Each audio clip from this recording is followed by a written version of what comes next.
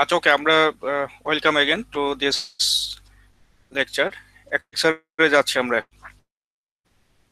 তো এখানে mixed media use করব আমি। ঠিক আছে, মিক্সড মিডিয়া মানে হলো যে যখন যেটা লাগে, যেমন স্লাইড ইউজ করতে পারি, বোর্ড ইউজ করব যখন লেখা লাগবে। তো ফার্স্ট ক্লাসে মেইনলি স্লাইডই থাকবে, কারণ এখানে বেশি কিছু লেখার নেই আমাদের আর কি। ম্যাথমেটিক্যাল কাজগুলো কখনো রিডিং করলে হবে না, বা বই থেকে পিডিএফ থেকে দেখালেও হবে না, ওটা আমাদের খাতা কলমে করতে হবে। সে প্রসঙ্গে একটু পরে আসবো আমরা। তো ফার্স্ট যে লেসনটা আছে এটাকে আমরা দুই ভাগে ভাগ করছি আর কি। একটা হলো পার্ট এ, যেটা হলো ইন্ট্রোডাকশন, জাস্ট ক্লাসটা কিভাবে নেব, তারপর রুলস রেগুলেশন কেমন হবে এটসেট্রা। সো এটা একটা পার্ট। আর সেকেন্ড পার্টটা হচ্ছে যে জাস্ট ইলেকট্রোম্যাগনেটিক্স সাবজেক্টটা কি, এটা সিলেবাসের অল্প একটু আলোচনা করা হবে আর কি। তো সেটা পরে আসছি। তো ফার্স্ট পার্ট এ যেটা, এটা যে আউটলাইনটা, এটা হলো আমরা একটু বলে নিচ্ছি আগে। র্যাপোর্ট বিল্ডিং মানে পরিচিত, অলরেডি আমরা অ্যাটেন্ডেন্স দিয়ে দিয়েছি। সো মোটামুটি আহ, এটা র্যাপোর্ট বিল্ডিং মানে হচ্ছে পরিচিতি পর্ব। ওকে, তো অ্যাটেন্ডেন্স দিয়েছি এবং আমার সাথে মোটামুটি সবার পরিচয় আছেই। তারপরেও পরের পেজে আমরা একটু দেখবো, আগে আউটলাইনটা লিখে নেই। টিচিং মেথড, রুলস রেগুলেশনস, কিভাবে আমরা কোর্সটা চালাবো, সিলেবাসে মোটামুটি কি আছে এটা একটু দেখা হবে। আর মেইনলি ইন্ট্রোডাকশন টু ইলেকট্রোম্যাগনেটিক্স, একেবারে ইন্ট্রোডাক্টরি কিছু ব্যাপার যেগুলো অ্যাকচুয়ালি পরীক্ষায় আসার মতো না, বাট একেবারে শুরুতে না জানলেই নয়, এমন কিছু জিনিস আমরা আলোচনা করবো আর কি। সো অ্যাবাউট মি, এটা আগে বলেছি যে মোটামুটি পরিচয় আছে, ডিপার্টমেন্টের আগের কোর্স অনেকেই করছো ম্যাক্সিমামই। তো মাই নেম ইজ বিকে মিজানুর রহমান। তো ট্রিপল ডিপার্টমেন্টে অ্যাসিস্ট্যান্ট প্রফেসর। কন্ট্যাক্ট মেথড হচ্ছে মোটামুটি মেইল। আমরা যদিও ফোন নাম্বার অনেকেই জানো, কিন্তু আমি ডিসকারেজ করি যে মানে ফোনে এ না করতে আর কি। মেইলে প্রায় সবসময় আমাকে পাওয়া যায়, শুধু রাত 11টা থেকে 5টা পর্যন্ত, ভোর 5টা এই সময়টা বাদ দিয়ে। আর যদি ক্লাসে থাকি তাহলে হয়তো তোমাকে রেসপন্স করতে পারবো না, আদারওয়াইজ মোটামুটি তুমি ইনস্ট্যান্টলি রেসপন্স পাওয়া যাবে আর কি। তো যে কোনো ব্যাপারে কন্ট্যাক্ট করতে চাইলে মেইল ইজ বেস্ট। আচ্ছা, আর এখানে অফিস একটা আছে, সেটা হলো যে 535/A, but not available in this time star. Okay, হতেও পারে যদি শেষের দিকে বলে দেয় তখন দেখা যাবে আর কি, কিন্তু আপাতত আমি অ্যাভেলেবেল না আর কি। ওকে, নট অ্যাভেলেবেল।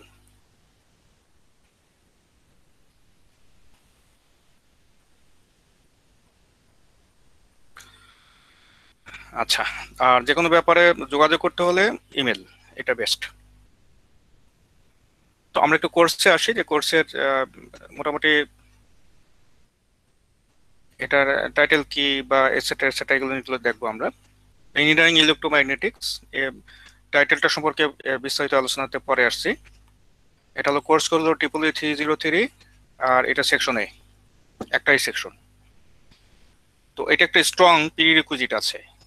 প্রি রিকুইজিট হলো যে coordinate geometry and vector analysis. এটা হলো যে ম্যাথ 2109, অথবা পুরাতন যেটা, সেটা হলো যে ম্যাথ 201, দুটো একই জিনিস। তো এটা খুব এক্সটেন্সিভলি লাগবে, খুব বেশি বেশি লাগবে আর কি আমাদের। তো যারা এটাতে মোটামুটি একটু মনোযোগ দিয়ে করছো তাদের শুরুতেই ধরতে সুবিধা হবে। যদিও আমি বলে নিব বারবার যেখানে যেটা লাগবে সেটা আমরা বিস্তারিত আলোচনা করে নেবো ইনশাল্লাহ। তারপরে একটু জানা থাকলে, আগে থেকে জানা থাকলে একটু সুবিধা বেশি পাওয়া যায় সবসময়। ওকে, তো এটা 3 ক্রেডিট কোর্স। সো সপ্তাহে 2টা ক্লাস, 1.5 ঘন্টা করে 3 ঘন্টা, এভাবে হবে আর কি। আর কোর্স ওয়েবসাইট একটু চেঞ্জ হয়েছে, এটা বাদ যাবে। তার মানে lms.eau.ac.bt, এটা হলো নতুন কোর্স ওয়েবসাইট আমাদের। তো এটাতে সবার এনরোল হওয়াটা একেবারে ম্যান্ডেটরি, কারণ এখানে পরীক্ষা টরীক্ষা সব এখানে হবে যতদিন আমরা অনলাইনে থাকি। পরে ক্লাসরুমে ফিরে গেলে সেটা ভিন্ন ব্যাপার। তা আপাতত এখানে সব পরীক্ষা এলএমএস এ হবে। তো আমরা এই জন্য সবাই এনরোল করে ফেলবো 1 2 3 4 দিয়ে। আর এই কোর্সের যে স্টুডেন্ট না তার জন্য এটা করাটা একেবারে, এনরোল করাটা একেবারে উচিত হবে না আর কি। অনেকে আছে যে মানে যতগুলো সম্ভব 1 2 3 4 দিয়ে এনরোল করে ফেলে আর কি। তো এটা যেহেতু পরীক্ষাগুলো সব এলএমএস এ হবে, তোমার ওই সব class test, mid, final, assignment সবগুলোতে 0 0 নাম্বার তোমার অ্যাড হতে থাকবে আর কি। তো তোমার স্টুডেন্টের জন্য যেমন বিরক্তিকর, টিচারদের জন্য মানে গেট শিটে দেখা যাচ্ছে যে নন স্টুডেন্ট অনেকগুলো। তো পরে ওইগুলো আমার ম্যানুয়ালি মুছতে হবে যদি আমরা রেজাল্ট প্রিপেয়ার করতে যাই। সো খুব বদারিং। তো চেষ্টা করবা যে যে সাবজেক্ট তুমি নাও নাই ওই সাবজেক্টে এনরোল করার দরকার নাই। ওকে, বা পরবর্তীতে দেখা যাচ্ছে যে কেউ হয়তো সাবজেক্টটা এমনি টেকেন করে রাখছো কিন্তু রেজিস্ট্রেশন করো নাই, তো লাস্ট ডেট অফ রেজিস্ট্রেশনের পরে আমি ওগুলোকে মুছে দিব আর কি। তো বুঝতে পারছো এটা একটা বাড়তি ঝামেলা, এই জন্য দরকার নাই। তাই যারা অ্যাকচুয়াল স্টুডেন্ট অবশ্যই এলএমএস এ এনরোল করে ফেলবা, কারণ সকল ম্যাচের সকল পরীক্ষা ওখানে হবে আর কি। আচ্ছা, তো ক্লাস আওয়ার, তো এটা একটাই সেকশন, এটা হলো যে সানডে অ্যান্ড ওয়েনেসডে। এটা 11:40 অ্যাকচুয়াল টাইম ছিল, কিন্তু আমরা ওইটাকে 12টা 10-এ, ঠিক আছে, নিয়ে গেছে আধা ঘন্টা, জাস্ট রিলেটেড করা হয়েছে আর কি। আর ভেন্যু আপাতত ক্লাসরুম 407 ছিল মনে হয়, তো এটা আহ, আমরা বাদ দিচ্ছি, এখন online. So classroom is online. এটা এই গুগল মিট প্ল্যাটফর্মেই হবে সবসময়, তোমরা যে লিঙ্ক দিয়ে ঢুকছো আর কি। কাউন্সিলিং আওয়ার, এই সাবজেক্টে কিন্তু কাউন্সিলিং আওয়ারটা যেহেতু আমরা ক্যাম্পাসে যেতে পারছি না, সুতরাং কাউন্সিলিং আওয়ারটা অনলাইনে হবে এবং এটা রেগুলার বেসিসে হবে। রেগুলার বেসিসে মানে হলো যে প্রত্যেক মানডে, অর্থাৎ সপ্তাহের মানডেতে, ঠিক আছে, আমরা 6টা থেকে যত লাগে, তো আমি একটু দিয়ে রাখছি টাইম বেশি, যদি বেশি লাগে এই জন্য আর কি। 6টা থেকে শুরু হবে আর কি, ততক্ষণ লাগে। তো এইখানে কাউন্সেলিং হচ্ছে তোমাদের এখানে প্রশ্ন করতে পারবা, কোনো আহ, অঙ্ক করতে গেলে প্রবলেম হলে প্রবলেমটা জিজ্ঞেস করবা, প্লাস আমি নিজেও কিছু সিলেক্টেড প্রবলেম করাবো, যেগুলো আমরা থিওরি ক্লাসে যেগুলো আলোচনা করব সেগুলোরই কিছু সিলেক্টেড প্রবলেম করা হবে আর কি। ঠিক আছে, সুতরাং এটা আহ, প্রতি সোমবার সন্ধ্যা 6টায়। স্যার কিসে নেবেন, গুগল মিটে স্যার না জুমে এটা স্যার? এটা এখানেই হবে, ঠিক আছে। একটা আলাদা লিঙ্ক পাঠাবো আমি, ঠিক আছে, একটা হ্যাঁ আলাদা লিঙ্ক পাঠাবো। স্যার। হ্যাঁ, কোশ্চেন। হ্যাঁ স্যার, এই টাইমটাতে যদি আমাদের অন্য কোনো ইয়ে থাকে, ধরেন স্যার এই টাইমটাতে আমাদের ক্যাপস্টোনের meeting sir, most probably. So তখন স্যার আমরা কি কি কি করব স্যার? ক্যাপিস্টন, এটা কি তোমার ইসে কোঅর্ডিনেটরের সাথে না মেন্টরের সাথে? স্যার মেন্টরের সাথে। হ্যাঁ, তা আমি ডিল করি 57 জন স্টুডেন্ট, আর মেন্টর ডিল করেন 3 জন বা 4 জন। Okay sir. আর কথা ওকে বুঝতে স্যার। পারছো? জি স্যার। যে তোমার 3 জনের জন্য আমি 57 জনকে পিছাই দিব না। তুমি ওকে তোমার টিচারের সাথে কথা বলে বলো যে ওই টাইমে টিউটোরিয়াল আছে, ঠিক আছে, জি স্যার। তুমি এটা বদলাই নাও আর কি। ওকে, আচ্ছা, এটা অনলাইনে হবে এবং গুগল মিট প্ল্যাটফর্মে হবে, ঠিক আছে। এই যে এটাতেই হবে, আমরা প্ল্যাটফর্ম চেঞ্জ করছি না। আর এটার জন্য একটা লিংক আমি পাঠাই দিব, এটা আলাদা হবে। এটা ক্লাস মানে ক্লাসের লিংকের সাথে এটা সম্পর্ক নাই, এটা সম্পূর্ণ আলাদা একটা লিংক হবে। এবং ওখানেও এখানে মোটামুটি আমরা 10 থেকে 12টা মতো ক্লাস হবে। ওখানে 12 সপ্তাহ 10 থেকে 12টা মতো ক্লাস হবে আর কি। তো মাঝখানে মিডিয়া হয়তো বাদ যাবে, আর এমনি ছোটখাটো দু একটা যদি চেঞ্জ হয়, এটা না আমরা ধরে রাখছি 10টা থেকে 12টা ক্লাস হবে আর কি। আর এই ক্লাসগুলোতে মূলত আমরা, ঠিক আছে, আমরা যে প্রতি সপ্তাহে যা করব, ঠিক আছে, সেটার উপরে, ঠিক আছে, আমরা কিছু ম্যাথমেটিক্যাল প্রবলেম করব। তো সামনের সোমবারের আগে আমাদের আজকে ছাড়া আর ক্লাস হচ্ছে একটা। আজকে ক্লাসে কোনো মানে থিওরিটিক্যাল ওরকম মানে আগাবো না আর কি, ঠিক আছে, যেটার উপরে কিছু প্রবলেম করা যায়। এই জন্য এটা নেক্সট শনিবারটা বাদ দিয়ে হবে, কারণ নেক্সট শনিবারে আমরা আমাদের ঠিক যতটুকু জমলে আমরা একটা টিউটোরিয়াল ক্লাস করতে পারি সেটা হবে না আসলে। এই জন্য ওইটা আহ, শুরুই হবে হচ্ছে তারপরে শনিবার থেকে, সোমবার থেকে, ঠিক আছে, অর্থাৎ নেক্সট সোমবার হবে না, এই সোমবারের পরের সোমবার থেকে। ওইটা আমি উল্লেখ করে দিব টিউটোরিয়ালের শিডিউল দেওয়ার সময়। শিডিউলটা এই জাস্ট এই সপ্তাহের মধ্যে আমি এলএমএস এ পোস্ট করে দিব, ঠিক আছে, যে লিঙ্কটা, ওই লিঙ্ক দিয়ে তোমরা ঢুকে পড়বো আর কি। আই থিঙ্ক কোনো কনফিউশন নাই এখানে, খুব সহজ, ঠিক আছে, মানে আমি যেটা বলছি আর কি। তাহলে এটা হলো ক্লাস আওয়ার এবং কাউন্সিলিং আওয়ার। তো যদি মাঝখানে হঠাৎ দেখা যাচ্ছে যে ওই যে ইউনিভার্সিটি খুলে যায়, তাহলে কিন্তু হয়তো অনলাইনে পরিবর্তে তখন তোমরা রুমে এসে কাউন্সিলিং করবা। কিন্তু এটা রাখা হয়েছে যে যাতে তোমরা যে কোনো সমস্যা হলে এটা রেগুলার ব্যাচে জিজ্ঞেস করতে পারো আর কি। ওকে, আচ্ছা, ইনফরমেশন বোর্ড এটা আসলে এমনি সবাই জানো, যেমন একাডেমিক ক্যালেন্ডারটা কোথায় পাওয়া যাবে, তারপরে একাডেমিক ইনফরমেশন বা পলিসি, এগুলো, পত্রিয়াল টুল টুল এটসেট্রা, তারপরে আমাদের অ্যাকচুয়াল ওয়েবসাইট, এই জিনিসগুলো একটু রেগুলার দেখা যায় আর কি, কারণ এই ইনফরমেশন গুলো খুব কিন্তু ইম্পর্টেন্ট এবং যে কোনো সময় আমাদের লাগতে পারে আর কি। আচ্ছা, খুব ইম্পর্টেন্ট যেটা সেটা হলো যে টেক্সট বুক।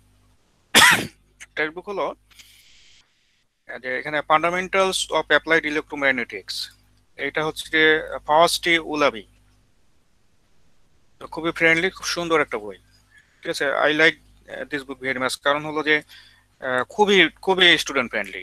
ঠিক আছে, অন্য অনেক কঠিন বই ছিল, ওই বইগুলো দেওয়া যাবে না, তোমরা এটা ভালো করে করবা। আর এইটার বাইরে যদি কিছু লাগে তাহলে সেটা আমি নোট আকারে আলাদাভাবে সাপ্লাই করবো, বা আমার লেকচার গুলো দেখলেই হয়ে যাবে। তো যদিও একটা রেফারেন্স বুক আছে, ঠিক আছে, রেফারেন্স বুকটা হলো যে এটা ম্যাথু এনো সাদিকু, সাদিকুর নাম তোমরা শুনছো, যে আলেকজান্ডারের সাথে যে রাইটার ছিলেন আর কি, আলেকজান্ডার সাদিকু, যে এটা ইলেকট্রিক সার্কিট তোমরা করছিলে আর কি। তো এটা খুব মাঝে মাঝে, মানে সবসময় ফ্রিকুয়েন্টলি না, হয়তো হঠাৎ আমরা যদি কখনো প্রয়োজন হয় তাহলে এটা আমরা কল করতে পারি, কিন্তু মেইনলি আমাদের যে মানে টেক্সটাইল লাগবে। ঠিক আছে, তো টেক্সটটা এটা 7th এডিশন। ঠিক আছে, তো তো 8 কিন্তু বের হয়ে গেছে, 8 বের হয়ে গেছে কিন্তু আমাদের দেশে অ্যাভেলেবেল না আর কি। তো বাইরে যদি কেউ থাকে আনতে পারো তাহলে তোমরা ওটা দেখতে পারো, কিন্তু খুব বেশি একটা পার্থক্য নাই। তবে কারো যদি সুযোগ থাকে তাহলে ওটা ওই আনাতে পারো আর কি, এনে আমার কাছে সেল করে দিবা। ঠিক আছে, কোনো সমস্যা নাই। ঠিক আছে, যে ওই জাল যদি কেউ আনতে পারো আর কি, কারণ এই এডিশন চলে আসছে কিন্তু আমাদের দেশে অ্যাভেলেবেল হয়নি, বা সফট কপিও অ্যাভেলেবেল নাই। এই জন্য যদি কেউ বাইরে এমন কেউ যদি থাকে যে আনতে পারো, তাহলে নিয়ে এসে আমাকে সেল করে দেবা, মানে যাই হোক ওটা ব্যাপার না কোনো, মানে যত টাকাই লাগুক সমস্যা না। ওকে, কিন্তু আপাতত 7th হচ্ছে লেটেস্ট।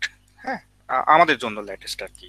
তো এই হচ্ছে যে ওটা অনলাইনে আসে নাই, প্লাস ওইটা আমাদের দেশেও ঢুকে নাই আর। তো দুই একটা কপি ঢুকলেও হয়তো কালেক্ট করে ফেলতে পারতাম আমরা।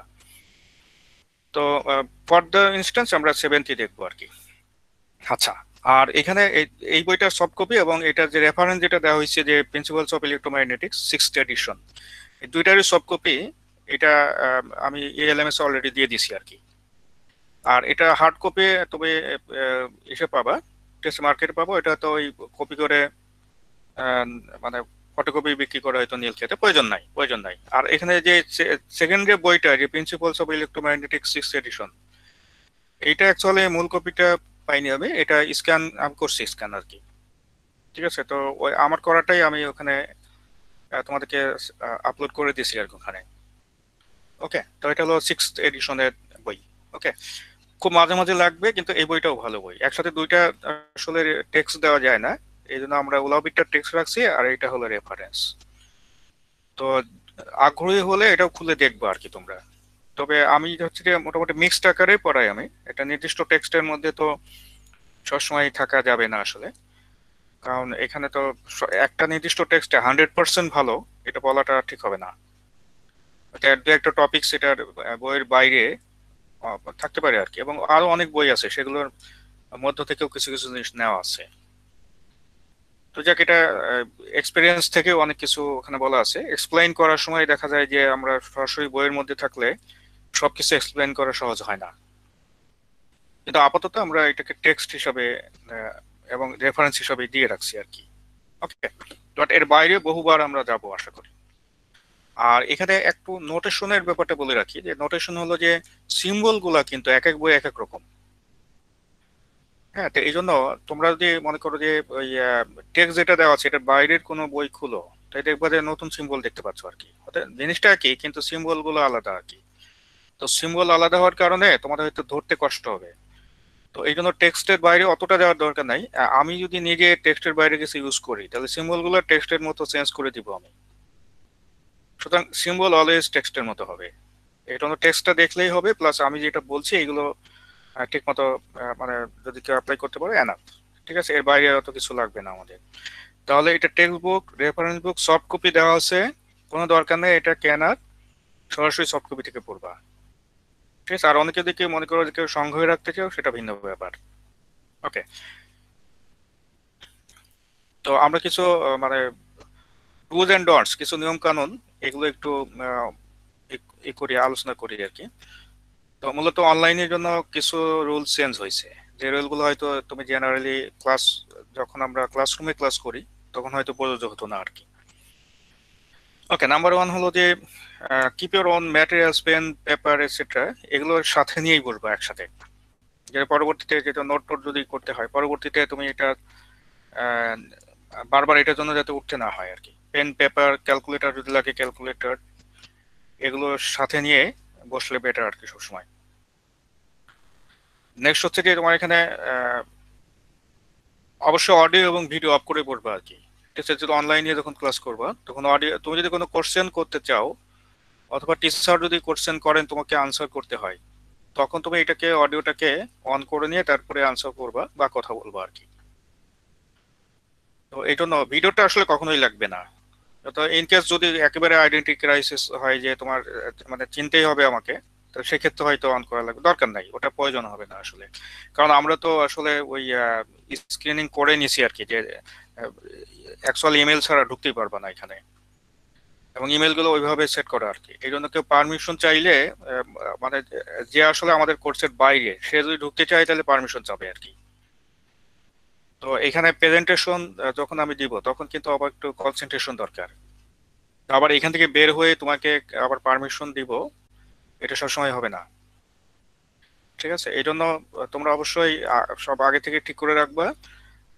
এবং তুমি যদি রেজিস্টার্ড স্টুডেন্ট হও, জেনুইন স্টুডেন্ট হও, তাহলে তুমি নিজেই ঢুকতে পারবা, তোমার এখানে পারমিশনের দরকার হবে না। এই জন্য প্রথমে একটা দুইটা ক্লাসে এগুলো আমি জাস্ট রুলটা ঠিকমতো বোঝানোর জন্য হয়তো তোমাকে মানে অ্যাডমিট করতে পারি, কিন্তু পরে কিন্তু এটা মানে ক্লাস ডিস্টার্ব করা যাবে না, এটা হলো সবচেয়ে বড় কথা। ওকে, আচ্ছা। তো এই জন্য বলা হচ্ছে যে keep the audio and video off during class hours unless you ask any question, এটা। আর এরপরে যেটা বলা হচ্ছে দেখো যে তোমার নিজস্ব আইডি এবং অফিসিয়াল ইমেল অলওয়েজ ব্যবহার করবা। যেমন কারো কারো হয়তো এরকম সমস্যা হতে পারে যে আমি যে হয়তো আহ, যেখানে তোমার লিঙ্কটা পাঠাইছে ওখানে ওইটা দিয়ে তুমি ঢোকো নাই আর কি, ওইটাকে তুমি অন্য কোনো ইমেল ব্যবহার করে ঢোকার চেষ্টা করছো। হ্যাঁ, তো সেই ক্ষেত্রে যেটা হবে সেটা হলো যে তোমার পারমিশন চাবে আর কি। তো এই জন্য তো সবসময় এটা ঠিক হবে না যে তুমি অলওয়েজ মানে পারমিশন নিয়ে ঢুকতে চাও, তোমাকে শুরুতেই সব দিয়ে দেওয়া হয়েছে। If you are registered student, তাহলে তুমি শুরুতেই সব পেয়ে গেছো আর কি। আচ্ছা, আরেকটা হলো যে never be late in any class, খুব ইম্পর্টেন্ট। ক্লাসে তুমি যদি মনে করো যে আহ, যেহেতু তুমি এখন নিঃশব্দে ঢুকতে পারবা, কারণ আমার পারমিশন লাগবে না আসলে, কিন্তু ঠিক আছে তাহলে আস্তে আস্তে যে আধা ঘন্টা পরে ঢুকি আর কি। তো ক্লাসটা কিন্তু একটু বলে রাখি যে এটা গতানুগতিক অন্য সাবজেক্টের মতো না কিন্তু। তোমাকে সবকিছু দিয়ে দেওয়া হলো, তুমি এটা পড়ে পরীক্ষা দিবা, এটা নাও হইতে পারে। কারণ এখানে ট্রুলি কিছু বোঝার ব্যাপার আছে, যে জিনিসগুলো তুমি কিন্তু আসলে একা পড়ে কতটা বুঝবা যথেষ্ট সন্দেহ আছে।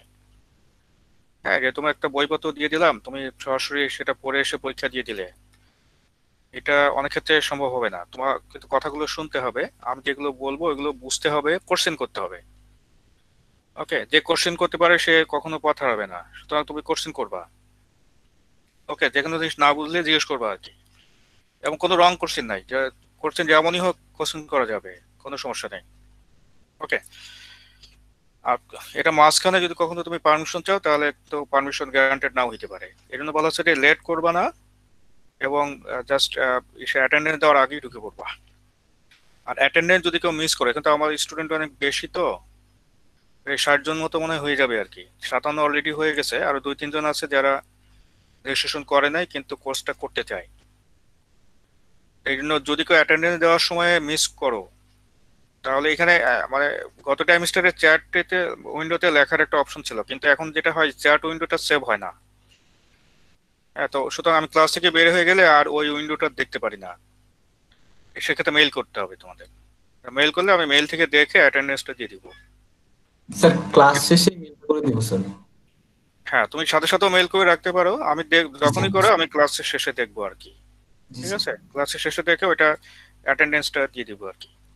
আর চেষ্টা করবা রেগুলার এটা না করা, কারণ হলো যে তুমি যদি রেগুলার লেট করো তাহলে সাবজেক্টটা এমন যে তুমি 10 মিনিট বা 15 মিনিট পরে ঢুকে যে কতটুকু বুঝবার সন্দেহ আছে। তখন দেখা যাবে তোমার পুরো ক্লাসটাই মানে ঠিক অপরিচিত লাগছে আর কি।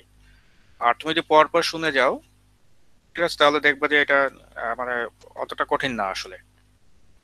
হ্যাঁ, তোমার একদম শুরু থেকে ফার্স্ট মিনিট থেকে যারা শোনে এবং রেগুলার প্রত্যেকটা জিনিস যদি সে মানে ভালো করে যেখানে না বোঝে জিজ্ঞেস করে, তাহলে এই সাবজেক্টটা অত কঠিন না। ঠিক আছে, তো আমরা সামনে আগালে এই বিষয়গুলো বুঝতে পারবো আর কি। আর আমরা তো চেষ্টা করবোই যথাসম্ভব এটাকে সহজ বানানো আর কি। আচ্ছা, এরপরে এসে যাচ্ছি আমরা, সেটা হচ্ছে যে এটা খুব ইম্পর্টেন্ট, সেটা হলো যে never be absent in any class. তুমি যদি কোনো ক্লাসে অ্যাবসেন্ট থাকো, তাহলে পরের ক্লাসে আসার আগেই তোমাকে তো একটু দেখে আসবে আর কি।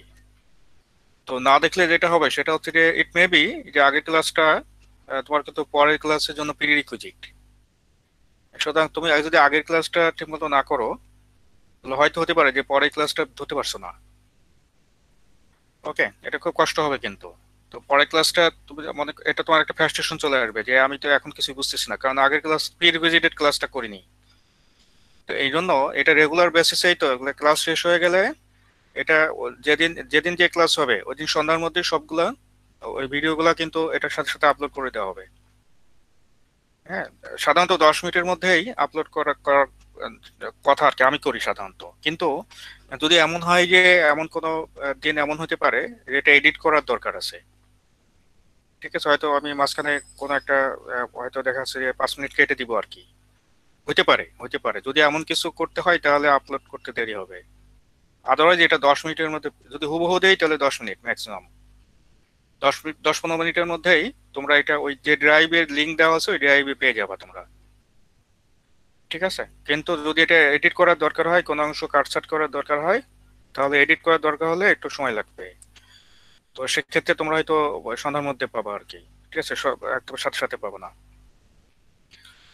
ওকে, এই জন্য এটা দেখে আসবা, দেখে পরের ক্লাসে আসার আগে কিন্তু একটু দেখে আসতে হবে। আর এমনিতে তোমরা একটু দেখতে বাধ্য হবে আর কি, আমি একটু পরে আসছি এ প্রসঙ্গে। তো নেক্সট যেটা আছে যে সেটা হলো যে নেভার লিভ ইন দ্য মানে the class in the middle, তুমি মাঝখানে আহ, উঠে যাও না আর কি। তো অনেকে আছে যেটা যে যেমন এটা সব অভিজ্ঞতা থেকে বলা আর কি, কারণ অত মোটামুটি দেড় টাইম স্টার তো আমরা একটা টাইম স্টার ফুল এবং আর একটা কিছু অংশ প্রায় অর্ধেক এটা তো আমরা অনলাইনে করছি আর কি। তো যেমন কত টাইম স্টারে দেখাচ্ছে ক্লাসের মাঝখানে হঠাৎ আমি আমার মনে হলো যে কে কে আছে একটু দেখি আর কি। তো আমি খুব সিম্পলি জিজ্ঞেস করলাম যে আগের স্লাইডে আমরা কি করছি বা এই জাতীয়। এটা পরীক্ষা না, এমনি যা জিজ্ঞেস করা আর কি। তো আমি দেখলাম যে 50% স্টুডেন্ট নাই। হ্যাঁ, তারা এখানে শো করতেছে আছে, ঠিক আছে, তো লিস্ট দেখায় যে কারা আছে, এখানে শো করছে আছে, কিন্তু দেখা যাচ্ছে যে সে আসলে নাই। আমি জিজ্ঞেস করলাম যে আছে কিনা, নাই, কোনো রেসপন্স নাই। তার মানে এটাকে মানে জয়েন করে তারপর সে জয়েন অবস্থাতেই চলে গেছে আর কি। তো সেক্ষেত্রে তুমি একদম মানে বের হয়েও চলে যেতে পারো, তো সমস্যা নাই তো। জয়েন করে থেকে তুমি দেখাচ্ছ যে আমি আছি কিন্তু আসলে নাই, এরকম 50% এখন 1-2 জনের সমস্যা হতে পারে। এখন যখনই এটা 50% স্টুডেন্টের হয় তখন তো বুঝতে হবে যে আসলে এখানে মানে তারা বেশিরভাগ স্টুডেন্ট ক্লাস করছে না, এটাকে অন রেখে দিয়ে ঘুমাচ্ছে আর কি, বা অন্য কোনো কাজ করছে। তো তুমি এটা তোমার বেশি খারাপ লাগলে তুমি এখান থেকে করতে পারো। ঠিক আছে, তুমি সরাসরি এখান থেকে লগ আউট করে চলে যেতে পারো, তো সমস্যা নাই। দেখে যদি থাকো তাহলে তোমার তো উচিত হচ্ছে যে এটা উপস্থিত থাকা আসলে, মানে এখানে শো করছে যে তুমি প্রেজেন্ট কিন্তু আসলে এখানে নাই। তো এটা করা উচিত না আসলে, কারণ আমি দেখছি না যে কাদের কি পড়াচ্ছি, তাই না? এখানে মানে যদিও মাঝে মাঝে দু একজন কোশ্চেন করো হয়তো, ভিডিওটা একেবারেই অফ। এখন কেউ কোনো কোশ্চেনই করছো না বা ভিডিও অন নাই, তাহলে তার পাসওয়ার্ড দিয়ে আরেকজন এখানে ঢুকছে কিনা আমি জানি না। ঠিক আছে, হয়তো এমনও হতে পারে যে তুমি মানে এটা খুব রেয়ার কেসে দেখা গেছে, এই কম্পিউটার সায়েন্স ডিপার্টমেন্টে মানে এরকম দু একটা এক্সাম্পল পাওয়া গেছে আর কি। তো পুরো টাইম স্টারটাই আরেকজনকে দিয়ে করেছে, পেইড আর কি, পেইড মানে বইটা একটা ছেলেকে ভাড়া করে নিয়ে এসে করাইছে মনে করো। তো তাকে পাসওয়ার্ড টাওয়ার্ড সব দিয়ে দেওয়া হয়েছে, সে পুরো কোর্সটা করছে, পরীক্ষা টরীক্ষা সেই দিছে, আমি কিছুই জানি না। ঠিক আছে, হয়তো আমাকে আই হ্যাভ টু পে, কিছু পে করতে হয়েছে হয়তো। হ্যাঁ, তো এগুলো মানে খুব অস্থায়ী ব্যবস্থা হিসাবে আমরা হয়তো এত ডিপে এগুলো খোঁজাখুঁজি করি নাই আর কি। কিন্তু মনে রাখতে হবে যে এইভাবে তো তোমার ডিগ্রি নিয়ে কোনো লাভ নাই। ঠিক আছে, যে তুমি এখানে একটা সাবজেক্টের শুরু থেকে শেষ পর্যন্ত তোমার কোনো ইনভলভমেন্টই নাই, তাহলে আহ, এটা তুমি শেষ করে কি করবা? কোনো লাভ নাই তো। ওকে, গ্রেড তো কিছুই না, গ্রেড একটা নাম্বার। তুমি যখন এটা পরবর্তীতে একটা কাজে লাগাতে যাবা কোথাও, তখনই ধরা খেয়ে যাবা। এখন বলা হচ্ছে ক্লাস করলে পড়াটা করবা, মাঝে উঠে যাও না আর কি। ওকে, তাই তোমার নিজেরই অসুবিধা হবে। আচ্ছা, আরেকটা যেটা সেটা হলো যে isolate yourself from all other distractions. তোমার এখানে চেষ্টা করবা যে একটু আলাদা, মানে রুমে যেখানে একটু নয়েজ টয়েজ কম বা সবার আসা যাওয়াটা একটু কম। মানে সব ক্ষেত্রে হয়তো হবে এটা বলছি না, কারণ হয়তো বাসার সিচুয়েশন সবার একরকম নাও হতে পারে। তারপরে যতদূর সম্ভব চেষ্টা করবো আর কি। আর স্পিকার ইউজ না করে তোমরা হেডফোনের সাথে মাইক্রোফোন এই সেটিংটা ইউজ করো আর কি, এটা বেটার। মানে স্পিকার অন করলে এটা ওই নয়েজটাও তোমার এখানে এখানে ঢুকে যাবে আর কি। অর্থাৎ যে যাই কথা বলুক ওটা স্পিকার দিয়ে বের হবে, ওইটাই আবার ঢুকে যাবে। ওকে, এটা মাইক্রোফোন ইউজ করা সবসময় ভালো। ওকে, তাই কনসেন্ট্রেশনও কিন্তু বেড়ে যাবে, মাইক্রোফোন ইউজ করলে কনসেন্ট্রেশন বেড়ে যাবে। আর always sit with deep concentration while you are in the online class. ঠিক আছে, তোমার এখানে অনলাইন ক্লাসে যখন থাকবো খুব কনসেন্ট্রেশন দিয়ে ক্লাসগুলো শুনবা, তাহলে দেখবা যে তোমার অল্প সময়ে মাথার মধ্যে ঢুকে গেছে। আদারওয়াইজ পরবর্তীতে কিন্তু তোমার এটা মানে দেখা যাচ্ছে আবার এটা দেখতে হবে। এমনিতে হয়তো লাগবে, কিন্তু তোমার এখানে পুরোটা দেখা নাও লাগতে পারে, তো টেনে টেনে দেখলে আর কি যে কোন জায়গায় সমস্যা আছে। আর তুমি যদি প্রথম থেকে এমন হয় যে তুমি পুরো ক্লাসটা এখানে ঠিক মতো করছো না, তাহলে পরে তোমার পুরোটাই আবার রিপিট করা লাগবে। এই জন্য বলা হচ্ছে যে একটু ডিপ কনসেন্ট্রেশন দিয়ে, ঠিক আছে, তোমরা একটু এগুলো একটু দেখো আর কি। আচ্ছা, ক্লাসের বাইরে, দ্যাট ইজ এই যে আমরা যে অনলাইন যে ক্লাস নিচ্ছি, ক্লাসের বাইরে কিছু কাজ আছে আমাদের। সেটা হলো যে এক নম্বর হলো যে take counselling regularly from course teacher if you face any difficulty. তো এইটা ক্লাস মানে কাউন্সিলিং আওয়ার যেটা বলা হয়েছে, ঠিক আছে, প্রতি মানডেতে সন্ধ্যা 6টায় ওখানে তোমরা তোমাদের সমস্যাগুলোর কথা বলতে পারবা।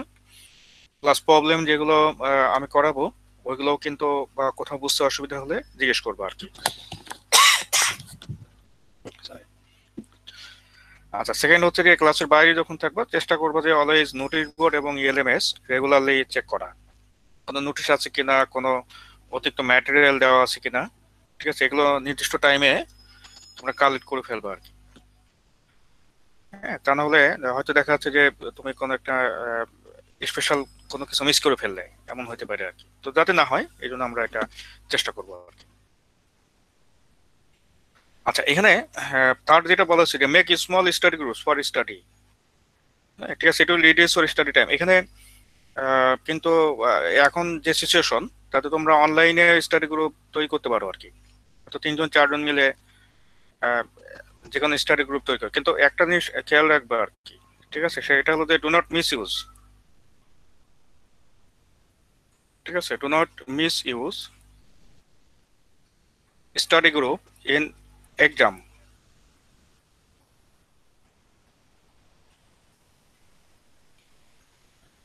তোমার একটা জিনিস দেখো যে গত টাইমিস্টারে একটু লুকোচুরি ছিল, মানে একটু লুকাই টুকাই করতে আর কি। এই টাইমিস্টারে একেবারে আজান দিয়ে লাগছে, অমুক গ্রুপে দলে দলে যোগ দিন, অমুক মেসেঞ্জার গ্রুপ খোলা হয়েছে, অমুক সাবজেক্টের কে আছে আসো। তো এখানে এটা নেচার দেখেই বোঝা যায় উদ্দেশ্যটা একেবারেই সৎ না। সবাই এমনিতেই বুঝতে পারছো আর কি আমি কি মিন করছি। তুমি যদি একটা এরকম 3 4 জন মিলে বা কয়েকজন মিলে একটা মেসেঞ্জার গ্রুপ খোলো, যে সপ্তাহে একদিন বসলে ওকে গত 2টা ক্লাসে স্যার কি কি করাইছে ওগুলো একটু আসো আলোচনা করি। একজন পারলো না আরেকজন বোঝাই দিল, বা কনসেপ্ট গুলো ক্লিয়ার করলো, বা প্রবলেম গুলো আবার করলো। ঠিক আছে, এটা এটা হতে পারে। কিন্তু আমার মনে হয় না যে এই কারণে মানে এত মানে মানে এত বেশি বেশি মেসেঞ্জার গ্রুপ খোলা হচ্ছে। ঠিক আছে, তুমি মেসেঞ্জার গ্রুপ খোলো, অসুবিধা নাই, তোমার রেগুলার স্টাডি করো। বা তুমি একটা জুমে কয়েকজন মিলে বসে রেগুলার স্টাডি করো, তোমার প্রবলেম গুলো দেখো। ঠিক আছে, কিন্তু এখানে কোনো স্টাডি গ্রুপ নাই, কিছু নাই, শুধু পরীক্ষার সময় সব একসাথে বসে ওটাকে ইউজ করা। ঠিক আছে, ম্যাক্সিমাম, ঠিক আছে, ক্ষেত্রে এটা হচ্ছে উদ্দেশ্য। তো তোমার উদ্দেশ্য যদি অনেস্ট হয়, টিচারকে অ্যাড করো। ঠিক আছে, তোমার মানে তোমার একটা কনসাল্ট করে প্রবলেম সলভ করতে চাও, নিজেদের সমস্যাগুলো সলভ করতে চাও, তাই টিচারকে অ্যাড করো।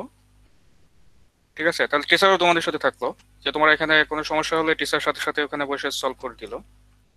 না, আমি আমার সাবজেক্টের কথা বলছি না, আমি তো ইন জেনারেল বলছি আর কি। এটা দেখবা কেউ রাজি হবে না, কারণ এটার উদ্দেশ্য সৎ না আর কি।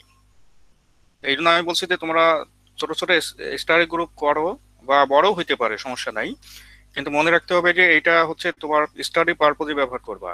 আর যদি সেরকম কিছু ধরা পড়ে, যেমন গত সেমিস্টারের একটা সাবজেক্টের মানে অন্য আরেকটা সাবজেক্ট, অন্য আরেকটা টিচারের, ঠিক আছে, এটার হলো যে তোমার এক্সাম্পল হলো যে তার ফাইনালে প্রত্যেকটা স্টুডেন্ট 25-25 পেয়েছে, এভরি স্টুডেন্ট। ঠিক আছে, আমি বলছি না যে ওটা অস্বাভাবিক, কিন্তু সন্দেহজনক তো অবশ্যই। কোশ্চেন দিয়ে দিলেও 25-25 পাবে না যদি ক্লাসরুম পরীক্ষা হয়। ঠিক আছে, কারণ ওখানে তো দেখে লেখার মানে কোন কাগজ দেখে লেখার সুযোগ নাই। তুমি কোশ্চেন পাইলেও তো কোশ্চেনটা তোমার বাসায় সলভ করে আসতে হবে, তারপরে তুমি পরীক্ষা হলে এসে ওই সলিউশনের রেজাল্টটা যা সলভ করে আসছো ওইটা পরীক্ষার খাতায় লিখবা। কিন্তু এখানে যেটা হচ্ছে যে মানে আরেকজনেরটা হুবহু লাইন বাই লাইন তুলে দিলে, ঠিক আছে, ওইটা দেখা যাচ্ছে যে মানে হয়তো যদি কারেক্ট হয় তাই তুমি পেয়ে গেলে আর কি। হ্যাঁ, তো এই জন্য যেটা বলার সেটা হচ্ছে এরকম কোন কেস, এরকম যদি কোনো মানে হিন্টস পাওয়া যায় যে তোমরা আসলে এরকম কিছু করছো, তাহলে কিন্তু কোশ্চেন এমন হবে এই যে তোমার ওইখানে ওই গ্রুপে বসেও কোনো লাভ হবে না।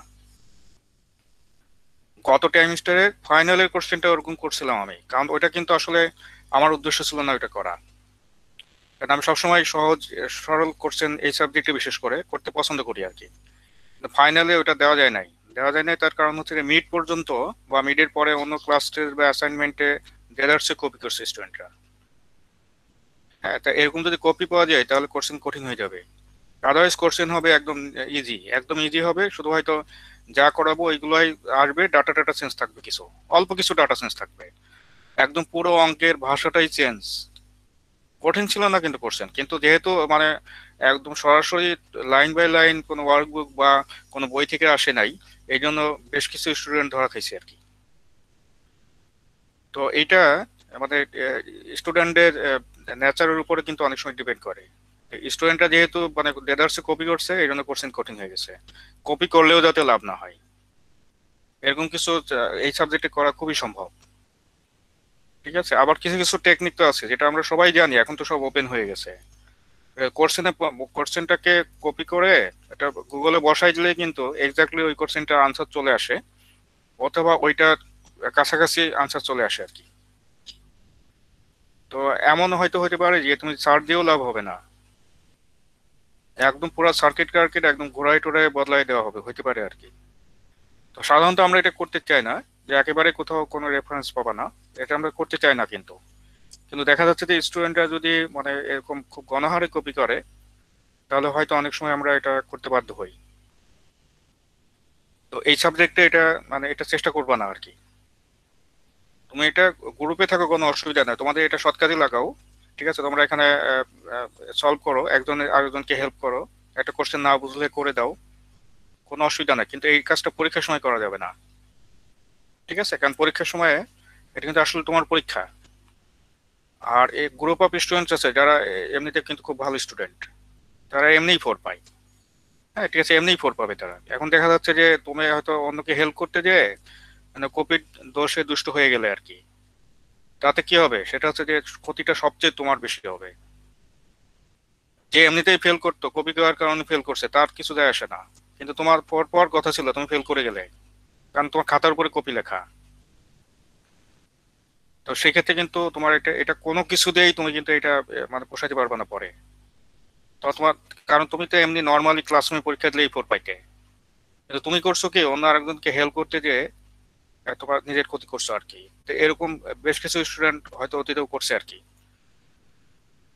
যে সাধারণ অবস্থায় সে 4 পাইতো, কিন্তু অন্যকে হেল্প করতে যে সে ফেল করে গেল, কারণ উপরে কপি লিখে দিলেই তো ফেল। ওকে। তাহলে এই জন্য চেষ্টা করবা যে তোমার এখানে যে মানে নিজের নাক কেটে অন্যের যাত্রা ভঙ্গ করার কোনো দরকার নাই, নিজের ভালোটা একটু বুঝে শিখবো আমরা আর কি।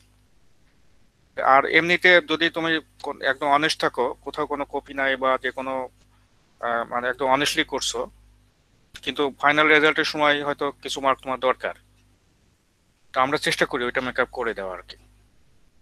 ঠিক আছে, যে এমনিতে তুমি যোগ করে দেখো যে হয়তো তোমার টোটাল মার্ক যা পাওয়ার কথা তার চেয়ে অনেক বেশি পাবা, হয়তো বেশ কিছু নাম্বার তোমার এমনি বুঝতে পারো না কোথা থেকে আসলো আর কি। ঠিক আছে, কিন্তু তোমার যদি মনে করো কপি করো এবং তোমার এরকম কোনো সমস্যা থাকে, তাহলে দেখবা যে ওই মার্কগুলো পাবা না, তো যার ফলে তোমার এক্সপেক্টেড গ্রেড নাও আসতে পারে। যাক, এই যে স্টাডি গ্রুপ সম্পর্কে কথা বলতে যে আমি এই কথাগুলো মেইনলি বললাম আর কি। এই যে এটা মানে এক্সামের ক্ষেত্রে এটা মিস ইউজ করবা না আর কি। তোমার একটু কম থাকলে ওটা আমরা দেখবো, সমস্যা নাই। ঠিক আছে, তোমার হয়তো দেখছো যে ওকে কম পাচ্ছি, তো ঠিক আছে, ফাইনাল পর্যন্ত তুমি কন্টিনিউ করো। যদি দেখা যায় যে তুমি কোথাও কপি করো, অনেস্ট ছিলে, বা টিচার ধরতে পারে না যে কোথাও কোনো কপি টপি করছো কিনা, অর্থাৎ তোমার মানে কোনো কপি স্পটটা নাই, তাহলে definitely you will get some extra marks. এটা আগেও পাইছো, সামনেও পাবা, কিন্তু ইউ হ্যাভ টু প্রুভ যে তুমি অনেস্ট। আচ্ছা, তো আমরা এখানে যেটা এরপরে খুব সহজ একটা জিনিস, যে তোমার ক্লাস নোটটা রেগুলারলি দেখবা। এটা এমনিতেও দেখতে হবে, আমরা সামনে কিছু কথা বলবো, সেটা নিয়ে বোঝা যাবে আর কি। তো এখানে course learning outcome, course learning outcome হচ্ছে এখানে 5টা। তো শুধু এই কোর্সটা শেখার পরে আমরা যা শিখবো সেটাকে বলে কোর্স লার্নিং আউটকাম। আর পুরো ইঞ্জিনিয়ারিং শেষ করার পরে আমরা যেটা মানে কি জানতে পারছি, আমাদের কি অর্জন হচ্ছে, সেটাকে বলে প্রোগ্রাম আউটকাম। তো প্রোগ্রাম আউটকাম তো ফিক্সড 12টা, ওয়াশিংটন অ্যাকর্ডে যেটা, এটা হলো 12টা প্রোগ্রাম আউটকাম আছে। তো এখানে ওই পুরো 140 বা 142 ক্রেডিটের মধ্যে সব মিলাই তোমাকে এই 12টা আউটকাম অ্যাচিভ করতে হবে। তো নির্দিষ্ট একটা সাবজেক্টে 12টা আউটকাম আসবে না, ওইটা একটা বা দুইটা বা বড় তো 3টা আসতে পারে। যেমন আমাদের এই কোর্সে এটা একটা কোর কোর্স, এখানে মাত্র 2টা আউটকাম আমরা এখানে অ্যাচিভ করেছি। তো আমাদের হলো PO1 আর PO2, এটাকে বলে প্রোগ্রাম আউটকাম। তো PO1 হচ্ছে ইঞ্জিনিয়ারিং নলেজ, আর PO2 হচ্ছে প্রবলেম অ্যানালিসিস। টোটাল 12টার লিস্ট হচ্ছে যে অফিসিয়াল যে কোর্স আউটলাইন বা কোর্স সিলেবাস, যেটা অলরেডি আমি এলএমসি দিয়ে দিছি ওইটা। তো ওইখানে টোটাল 12টারই উল্লেখ করে দিছি শেষে, হ্যাঁ, কোর্স আউটলাইনের শেষের দিকে আর কি। বা বিভিন্ন জায়গায় বা তুমি সার্চ দিয়েও বের করে ফেলতে পারো, এই 12টা আউটকাম কিন্তু ইঞ্জিনিয়ারিং মানে পড়ার মূল উদ্দেশ্য। তো নির্দিষ্ট একটা সাবজেক্টে তো কোনোভাবেই 12টা আসবে না। হ্যাঁ, তো ওইটা হচ্ছে প্রজেক্ট, তারপরে মনে করে ফাইনাল ইয়ারের থিসিস, তারপরে বিভিন্ন ল্যাবের প্রজেক্ট, এগুলো সব, তারপরে মনে করো থিওরিটিক্যাল ক্লাসগুলি, এই সবগুলো একসাথে করে 12টা আউটকামই একটা স্টুডেন্টকে অ্যাচিভ করতে হয় before getting his or her BSc degree. তো আমরা এই কোর্সে এই 2টা আউটকাম অ্যাচিভ করবো। তো আমাদের একটা হলো PO1 আর একটা হলো PO2। তো PO1 হচ্ছে যে ইঞ্জিনিয়ারিং নলেজ, আর PO2 হচ্ছে যে প্রবলেম অ্যানালিসিস। ওকে, আর এখানে 5টা কোর্স, এই শুধুমাত্র এই কোর্সটা শেষ করলে এই 5টা আউটকাম আমাদের হবে। তো সেখানে এখানে তো বিস্তারিত পড়লে পুরোটা বুঝতে পারবো না, আমি এমনি জাস্ট সিম্পল হিন্ট দিচ্ছি আর কি।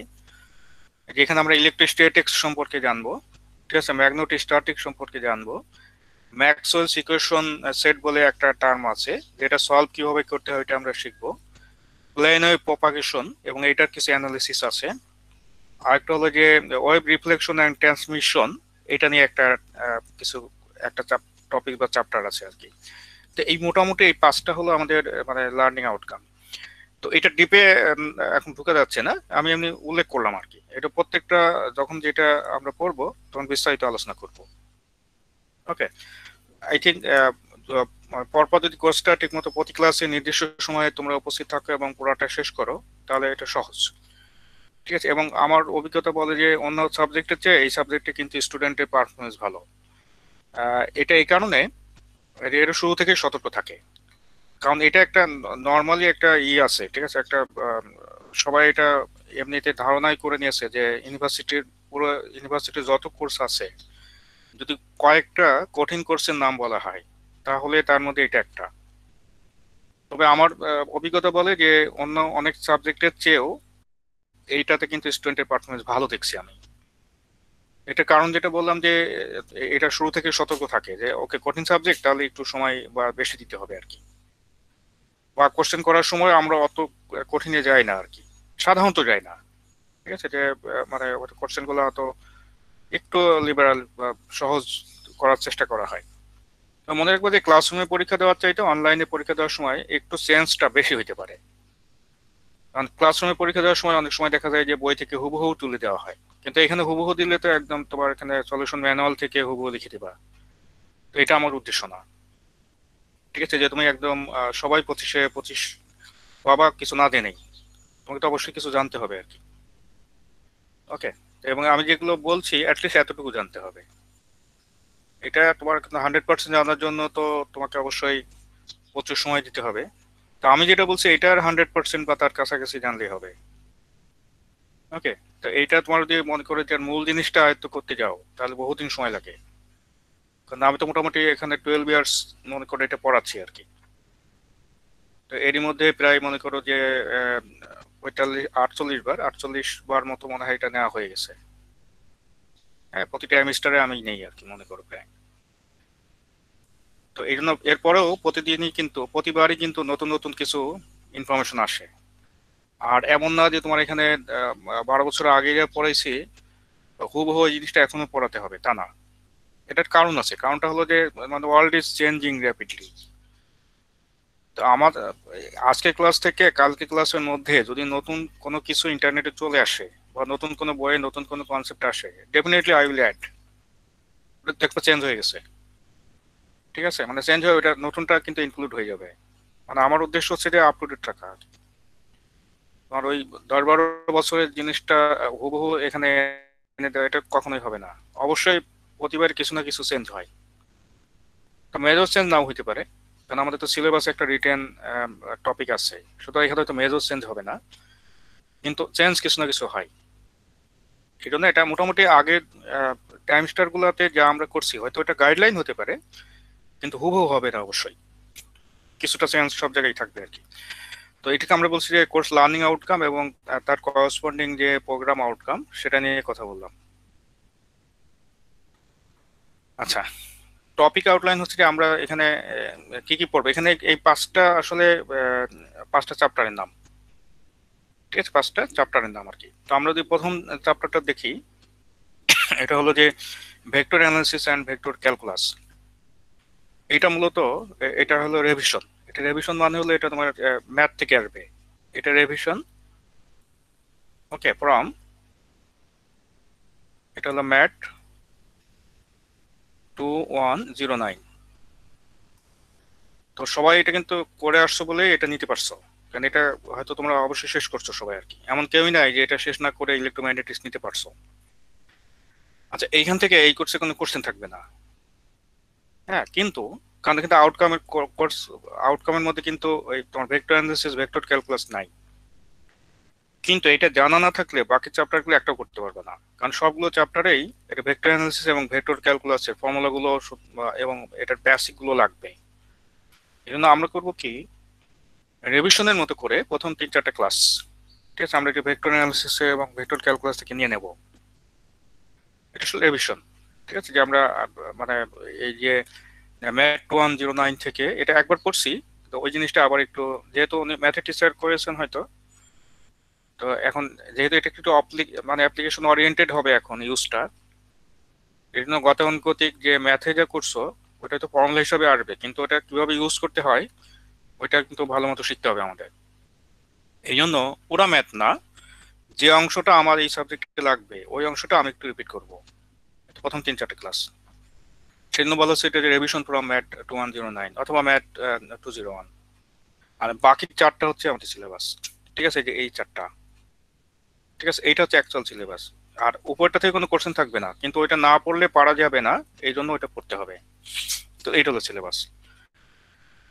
আর আমাদের যে কোর্স অফিসিয়াল কোর্স আউটলাইন যেটা আছে, ওই কোর্স আউটলাইনটা থেকে পর মানে জাস্ট সব এখানে ডিটেল ব্যাকগ্রাউন্ডটা লিখে দেওয়া আছে। আমরা শেষের দিকে এটা এই প্রেজেন্টেশন শেষ করে আমরা কোর্স আউটলাইনে যেতে পারি আর কি, এবং দেখবো যে কোন দিন কোনটা করা, ওইখান থেকে আবার একটু দেখাই দেওয়া আর কি।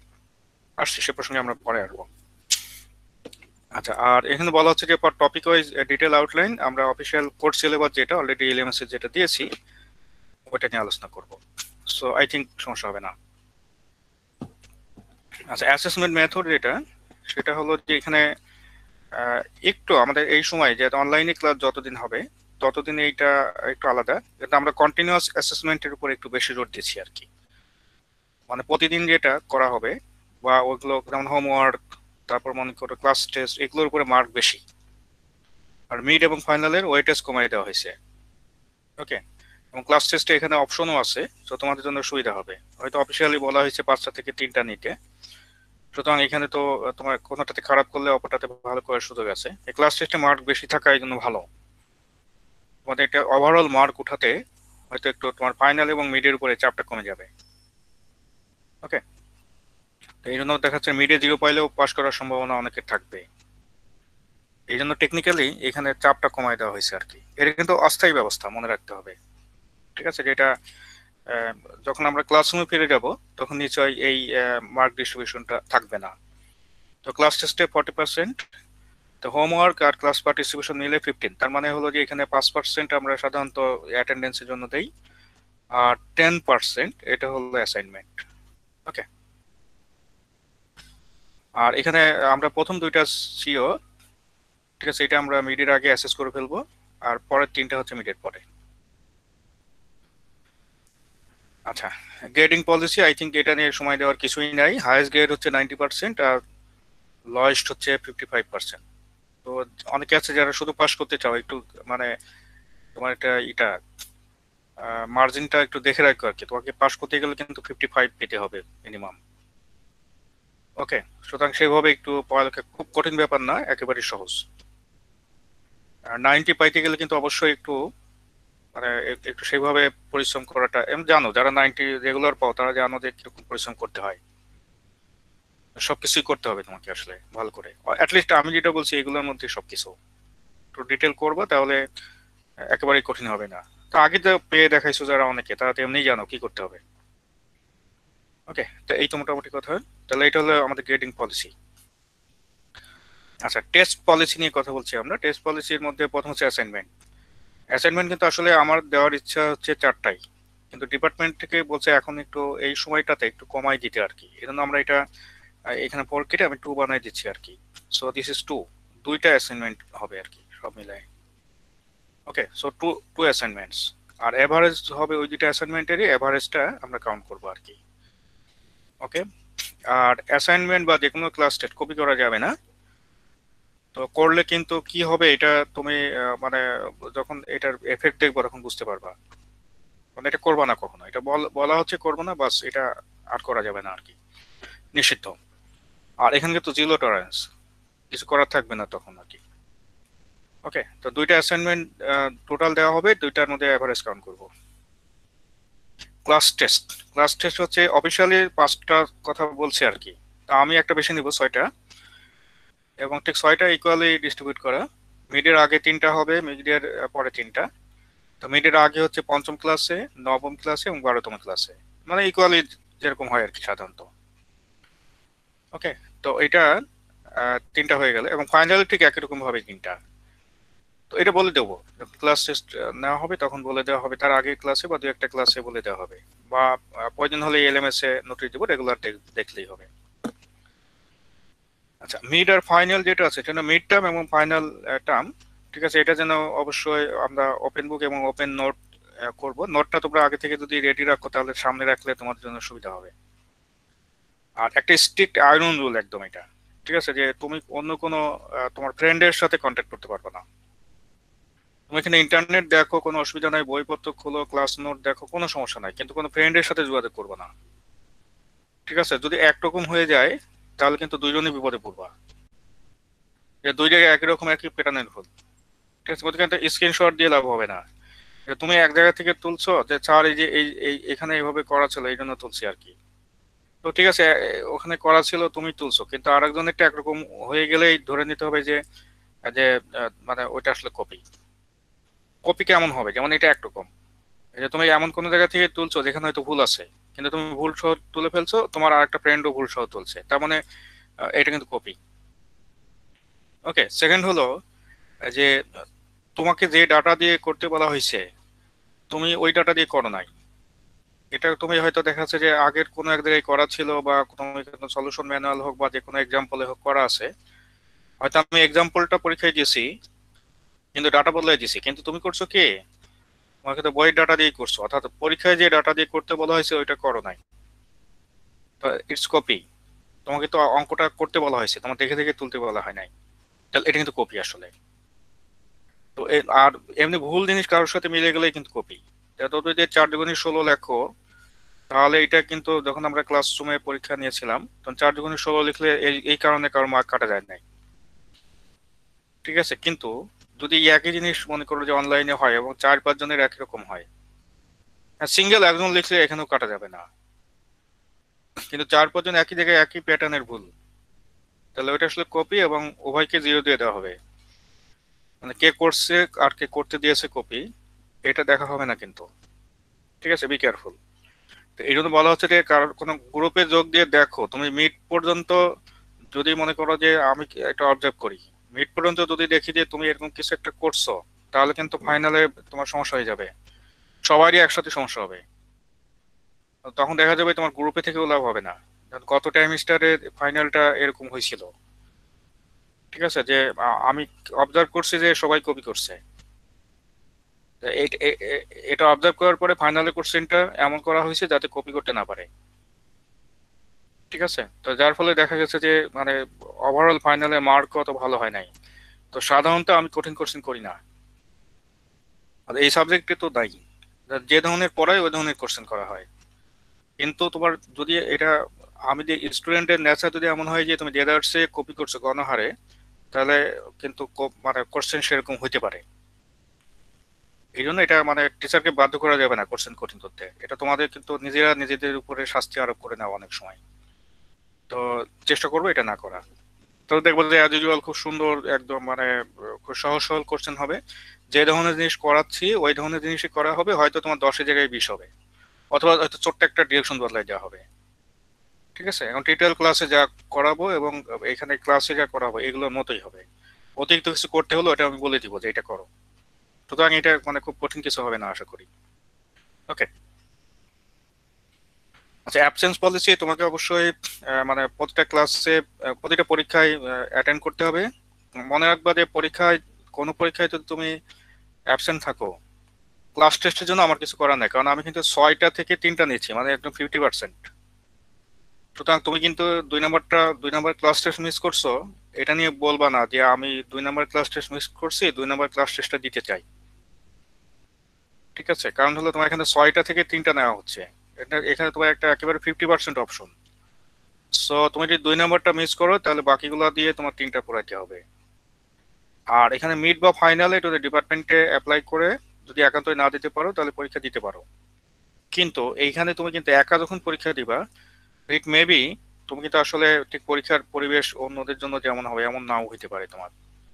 এখন একদম পুরোপুরি ভিডিও অন টন করে তোমার এখানে সেইভাবে পরীক্ষা নেওয়া হবে। তো এই জন্য চেষ্টা করবা যে কোনোভাবে মিস না করা আর কি। ওকে, ওয়াইড হচ্ছে মিস না করা। ওকে, আচ্ছা, তারপরে এখানে কিছু বোনাস পয়েন্ট এবং বা মেরিট পয়েন্টের কিছু ব্যাপার আছে, যে কিছু বোনাস মার্কের অপশন আছে। এটা এই টাইমিস্টারে একটু আলাদা করছি আমি, গতানুগতিক না, একটু দেখি কি করা হয়েছে। এটা বলা হচ্ছে যে prepare class note from video lecture, ঠিক আছে। তোমার ভিডিও লেকচার যে 24টা হবে, এই 24টা প্রথমটাতে কিছু লেখার নাই আসলে, যে নিয়ম কানুন আর কিছু নাই অতটা। হ্যাঁ, তাই জন্য প্রথম ক্লাসে যদি বাদও দাও তাহলে টোটাল 23টা ক্লাসে 23টা লেকচারে রিটেন ডকুমেন্ট তৈরি করবা, ঠিক আছে। সাদা কাগজ A4 সাইজে সাদা কাগজ 1 পৃষ্ঠায় লিখবা, এপিটোপিট লিখবা না। কারণ এপিটোপিট লিখলে ওটা যখন স্ক্যান করবা তখন কিন্তু অপর পৃষ্ঠার নয়েজ চলে আসবে। 1 পৃষ্ঠায় সুন্দর করে সাজাই গোছায় লিখবা, লিখে ওটা তো 23টা ক্লাস হবে আসলে, 23টা ক্লাসের পিডিএফ বানাবা। ওটা সরাসরি স্ক্যানার দিয়ে করতে পারো অথবা মোবাইল দিয়ে করতে পারো, যাতে স্ক্যানার আছে মানে অ্যাকচুয়াল স্ক্যানার কম্পিউটারের সাথে লাগাই যেটা করা হয় ওইটা সবচেয়ে ভালো হয়। তো এটা যেহেতু তুমি পুরো টাইম স্টার মিলে করছো, যখন যেটা হবে স্ক্যান করে সব বানাই রাখবা আর কি। তাহলে যেটা হবে সেটা হলো যে তুমি এটা সুন্দর সাজাই গুছাই করতে পারবা, নয় তাড়াহুড়ো করে না আর কি। ওকে, পুরো তোমার এখানে 3 মাস ধরে করবা আর কি, 2.5 মাস ধরে করবা এটা। হ্যাঁ, তো এই হলো ব্যাপার। আচ্ছা, তো এটা যদি করো তাহলে এখানে এখানে তুমি কিছু বোনাস মার্ক পাবা। আর সেকেন্ড আরেকটা অপশন আছে এখানে, সেটা হলো যে টিউটোরিয়াল ক্লাস যেগুলো করা হবে, টিউটোরিয়াল ক্লাসে প্রচুর অঙ্ক করাবো আমি। যে থিওরি করাচ্ছে এই থিওরির উপর বেস করে কিছু অঙ্ক হবে, ঠিক ওই অঙ্কগুলো একই নিয়মে তুলবা, ঠিক আছে, অঙ্ক সহ এবং একই পেজে এটা তুলবা আর কি। তুললে ওইটারও এখানে 10টা বা 12টা শিট হবে, যে কটা টিউটোরিয়াল হয় তার উপর বেস করে, ঠিক আছে। তো 10টা বা 12টা শিট হবে, এই শিটগুলো স্ক্যান করবা, ঠিক আছে। স্ক্যান করে তোমার এখানে এটা আরেকটা পিডিএফ হবে। এই 2টা পিডিএফ তুমি মেইল করবা এটা ফাইনালের আগে, অর্থাৎ টাইমটা শেষ হলে লাস্ট উইকে আমি একটা লিংক দিব, ওই লিংকে আপলোড করে দেবা এলএমএস এ। ওকে, আপলোড করে দিলে ওখান থেকে তুমি মানে জাস্ট ওখানে আপলোড করে দিলে তোমার কাজ শেষ আর কি। ওকে, তো এইটা কিন্তু আবার একটু বলছি, সেটা হলো যে একটু মানে সাজাই গুছাই লিখো আর কি। তো write on one side of A4 size blank paper. Okay, আর এখানে পিডিএফটা নিট অ্যান্ড ক্লিন সুন্দর হবে। আর এখানে কিন্তু একটা জিনিস হলো, ইউ ক্যান ডেকোরেট, তুমি একটু সুন্দর করে সাজাই গোছায়, যেমন কোশ্চেন গুলো 1 কালি দিয়ে লিখলে, আনসার গুলো 1 কালি দিয়ে লিখলে, এইভাবে সুন্দর করে সাজাই গোছায় লিখবা আর কি, ঠিক আছে, যখন যেটা লাগবে। It will B a good reference. আগে কিন্তু আমি যে শুধু ক্লাস নোটে এটা কিন্তু করাতাম স্টুডেন্টদের, এখনো মানে ইন্টারনেটে সার্চ দিলে তো মানে বিভিন্ন সাইটে ওটা কিন্তু স্টুডেন্টরা কেউ কেউ মনে হয় সরাইছে আর কি। হ্যাঁ, TRIPLE 303 একটা স্পেস দিয়ে বিকেএম স্যার লিখে সার্চ দিবা, দেখবা যে একটা ওই আগের দিনের কোনো একটা মনে হয় চলে আসার কথা আর কি। ওকে, তো অনেকের কাছে এটা আছে, বিশেষ করে মানে পুরাতন স্টুডেন্ট যারা আছে তাদের অনেকের কাছে কিন্তু এটা আছে এখনো। হ্যাঁ, তো ওই আমি করতে দিয়েছিলাম, ওরা এটা মানে মানে ই করছে, একটা সিলেবাস যদিও অল্প স্বল্প চেঞ্জ আছে, কিন্তু আসলে এটা মূল স্ট্রাকচারটা একই আছে আর কি। তো চেষ্টা করবো ওইটার চেয়ে ভালো করা, ঠিক আছে। তাহলে দেখা যাচ্ছে যে তোমার এটা যেটা করবা এটা তখন ওইটা বাদ দিয়ে এটা তখন আমি আবার স্টুডেন্টদেরকে দিয়ে দিব। আর এটা বেস্ট যেটা হবে সেটা কিন্তু এটা তোমার রিওয়ার্ড আছে আলাদা, নাম্বার ছাড়াও আলাদা রিওয়ার্ড আছে, এটা হয়তো ইউনিভার্সিটি খুললে পাবা আর কি। তো অনেক সময় দেখা যাচ্ছে স্টুডেন্টরা তোলে, কিন্তু ওখানে হয়তো মাঝে মাঝে 2-1টা জায়গায় ভুল তোলে, এমন কিছু আছে আর কি। যেমন হয়তো দেখা যাচ্ছে ক্রস প্রোডাক্ট হবে, ডট তুলে দিল আর কি। তো এই জন্য হয়তো হতে পারে যে যেটা হচ্ছে যে যেটাকে পাবলিশ করা হবে ওটা হার্ড কপিটা 1-2 দিনের জন্য চাওয়া হইতে পারে, ফেরতযোগ্য মানে দিয়ে দেওয়া হবে আবার। তো কোন কোন জায়গায় ভুল আছে আমি নিজে কারেক্ট করে দিব সময় দিয়ে, কোনো সমস্যা নেই, ওটা ইউনিভার্সিটি খুললে। হ্যাঁ, তারপর ওই জায়গাগুলো কারেক্ট করে তারপর এটাকে ফাইনালাইজ করবো, এবং এটা ভবিষ্যতের জন্য এটা একটা রেফারেন্স হিসাবে রাখা হবে, ঠিক আছে। তাহলে এটা আশা করি আমি যা বলছি এটা বুঝতে পারছো আর কি। নট অনলি মার্ক, এটা একটা একটা ভালো রেফারেন্স হবে। তো ভিডিও লেকচার গুলোর সাথে সাথে এটা যদি আমরা একসাথে করে এগুলোকে আমার একটা পুরো প্যাকেজ তৈরি করে রাখতে পারি, it will be good reference for, ঠিক আছে, মানে ফিউচার স্টুডেন্টস। হ্যাঁ, তো এটা মানে খুব সুন্দর রেফারেন্স হবে আর কি। তো আগেরগুলো এখন হয়তো অনেকে ইউজ করতেছে, যেমন আগের ভিডিও লেকচার টেকচার ওগুলো এখন একটু রিপ্লেস করবো আর কি। তো এবার একটু মানে আলাদা কিছু কিছু ডেকোরেশনটা চেঞ্জ করছি আগের টার্মের থেকে, ঠিক আছে। আর এটা গেট আপটা একটু সুন্দর হয়েছে, আর কিছু অ্যানিমেশন এক্সট্রা আসবে, ঠিক আছে, যেটা হচ্ছে কি গত টার্মের ভিডিও লেকচারে ওইগুলো ছিল না। তার স্যার মানে একটা প্রশ্ন করতে তোমরা, পারি? হ্যাঁ বলো। স্যার এবার কি ওয়ার্কবুক থাকবে না স্যার? হ্যাঁ বলো, ওয়ার্কবুক কি থাকবে না স্যার? বুঝতে পারিনি। Workbook sir, workbook. ওয়ার্ডবুক না, ওয়ার্কবুক হচ্ছে টিউটোরিয়াল প্রবলেম গুলো একসাথে করলে ওটাই ওয়ার্কবুক, স্যার ঠিক আছে। আর হ্যাঁ, হ্যাঁ বলো। স্যার এই নোটটা কি কমপ্লিটলি হ্যান্ড রিটেন হতে হবে? হ্যাঁ, হ্যান্ড রিটেন তোমার কিন্তু এটা মানে কম্পোজ করে দেবো না, দরকার নাই, কম্পোজ করতে বলা হয় নাই, জি ঠিক আছে। স্টুডেন্টের হাতে হাতে লেখা হবে এটা। হ্যাঁ, তোমরা একটু খুঁজে দেখো যে আগে কোন একটা খাতা মনে হয় ইন্টারনেটে থাকার কথা। হ্যাঁ, ওই তুমি TRIPLE 303 তারপরে একটা স্পেস দিয়ে বিকেএম স্যার লিখে সার্চ দিবা, দেখবে একটা একটা হ্যান্ড নোট আসার কথা, ঠিক আছে। তোমার জি স্যার। ওইটার চেয়ে যেন ভালো হয়, ওইটার চেয়ে যেন ভালো হয়, এটা মাথায় রাখো আর কি। তাহলে হবে কি যে ওইটা বাদ দিয়ে আমরা তখন এটাকে মানে ই করবো আর কি, মানে ভবিষ্যতের জন্য চালাবো। ওকে, আর এখানে ওয়ার্কবুক এক্সট্রা নাই, কিন্তু আর ওয়ার্কবুক দিলে যেটা হয় সেটা হচ্ছে সব অপরিচিত, তো স্টুডেন্টরা করতে পারে না, এটা একটু কনফিউজিং হয়ে যায়। আর এখানে হচ্ছে যে আমি টিউটোরিয়াল কে সলভ করতে বলছি, মানে কি টিউটোরিয়ালে তো আমি সব করেই দিব, ওই করা অঙ্কগুলো আবার তুলবা। ঠিক আছে, তাতে সুবিধা হচ্ছে কি যে তোমার কনফিউশন থাকবে না। যেমন এটা তোমার ওয়ার্ড বুকে অনেক কনফিউশন থাকতো যে এটা করছে তো আরেকজন, বা দেখা যাচ্ছে যে এটা তুমি সলিউশন, আমার যে অফিসিয়াল সলিউশন এটা তো আর আমি কাউকে ছাড়িনি এখনো। ওয়ার্ড বুকের আনসার যেটা আমার নিজে একটা করা আছে, এখন ওইটা তো তোমার এখানে ওইটা ওইটা বই আকারে ছাড়বো সামনে। এখন ওইটা যদি কেউ পাইতো তার নির্ভুল পাইতো। এখন আগে কোন একটা ওয়ার্ড বুক বা অঙ্ক আছে যেটা হচ্ছে যে স্টুডেন্টরা তো জমা দেওয়ার আগে চেক করাই নাই আমার থেকে, সুতরাং ওইটা অথেন্টিক না। তুমি ওইখানে যে তুলে দিছো ওখানে ভুল থাকতে পারে। গত টাইমস্টারে কোনো একটা ক্লাস টেস্টে আমি ওয়ার্ড বুক থেকে একটা অঙ্ক দিছি, ওয়ার্ড বুকে ভুল, মানে যে যার ওয়ার্ড বুকটা সে দেখছে সে তো সে ভুল করছে অঙ্কটা। এখন আমি তো স্বভাবত কেটে 0 দিছি, সে স্ক্রিনশট পাঠায় বলছে এখানে করা আছে। ওয়ার্ড বুক তো আমার করা না, অফিসিয়ালটা তো আমার কাছে আছে, ওটা তো আমি কাউকে দিই নাই। ওকে, তো এই জন্য ওইরকম স্ক্রিনশটটা দিয়ে লাভ নাই, তোমাকে তো অঙ্কটা করতে বলা হয়েছে, তুমি আরেক জায়গা থেকে কপি করবা এই জন্য তো দেওয়া হয় নাই। হ্যাঁ, এই জন্য তোমার দায়িত্ব হচ্ছে যে এটা তোমার ঠিক মতো বুঝে করা আর কি। আর এইটা কিন্তু মানে একদম বেস্ট যেটা হবে ওটা কিন্তু আমি রিওয়ার্ড দিব আলাদা। ঠিক আছে, ওটা ইউনিভার্সিটি খুললে ওটা বাই মেল আমি জানাই দিব, সমস্যা নেই। এই জন্য এটা খুব একটু যত্ন সহকারে করো আর কি, একটু সময় নিয়ে তুমি 3 মাস ধরে করবা, ওই যে নট দ্যাট ডে আবেদন করবা। কোশ্চেন স্যার একটা প্রশ্ন ছিল স্যার। হ্যাঁ বলো। হচ্ছে নোট করার সময় দেখা যায় যে প্রিভিয়াস কিছু কোর্সে নোট করা হয়েছে, তো দেখা যায় বাংলা ইংলিশ মিলে নোটের সাইজটা একটু বড় হয়ে গেছে। কোনো অসুবিধা নাই, বড় করলেও কোনো অসুবিধা নাই তো। আর তুমি তোমার যদি কোনো এক্সপ্লানেশন বাংলায় লিখতে হয় লিখবা, জি স্যার। ঠিক আছে, বাংলা লিখে একটা বক্স করে দিবা, কোনো সমস্যা নাই। অর্থাৎ আমি চাচ্ছি, তবে একটা জিনিস করো, সেটা হলো যে আমি যা পড়াচ্ছি এই শুধু এইগুলোর ভিতরে করবা, এর বাইরে কোনো জিনিস ইনক্লুড করবা না। জি স্যার। ঠিক আছে, অর্থাৎ যা যা এখানে ভিডিওতে পড়ানো হয়েছে যে যেখানে শুধুমাত্র এইগুলোই যেন থাকে, বাইরের কোনো জিনিস এখানে ঢুকাবা না। জি স্যার। ওকে, কারণ এটা তো মানে ইলেকট্রোম্যাগনেটিক্স একটা ভার জিনিস। এখন তোমার মাস্টার্স বা পিএইচডি লেভেলে যেগুলো করা হয় নিউমেরিক্যাল ইলেকট্রোম্যাগনেটিক্স, ওইটা তো আর নিশ্চয়ই এখানে আনবা না। না। অর্থাৎ আমি যেটা পড়াচ্ছি শুধু ওইটুকু করতে হবে তোমার, এর জি বাইরে স্যার। লাগবে না। ওকে, স্যার আশা আমরা করি যে কনফিউশন। স্যার আমরা যে নোট খাতায় নোট করি, ওই খাতার ছবি তুলে দিলে হবে না, আলাদা A4 সাইজে হচ্ছে নোট করে না, দিতে হবে? তোমাকে এটা তো একটা ফ্রেশ নিট অ্যান্ড ক্লিন হইতে হবে। যেমন তুমি আমরা- এখন তো অনেকে তুলতেছো তাড়াহুড়ো করে খাতায় লিখতেছো, ওইটা না আর কি। না স্যার, ঠিক আছে, আলাদা তোমার ভাবে তো নোট খাতায় তোলা হয় স্যার, তো ওইখান হ্যাঁ থেকে। হ্যাঁ হ্যাঁ, কোনো অসুবিধা নাই, যে তুমি এখানে একদম তোমার নিট অ্যান্ড ক্লিন হলেই গেলো, সমস্যা নাই। জি, স্যার। ঠিক আছে, তো যাই হোক, এটা হলো ব্যাপার। হ্যাঁ, তো এটা রেডি করবা, লাস্ট উইকে আমি একটা লিঙ্ক দেবো, ওই লিঙ্কে পোস্ট করবা।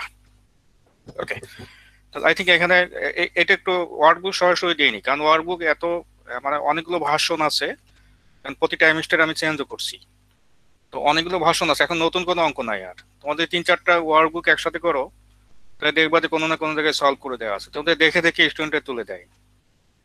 হ্যাঁ, তো দেখা যাচ্ছে যে ওখানে ভুল ভালো অনেক কিছু থাকে আর কি।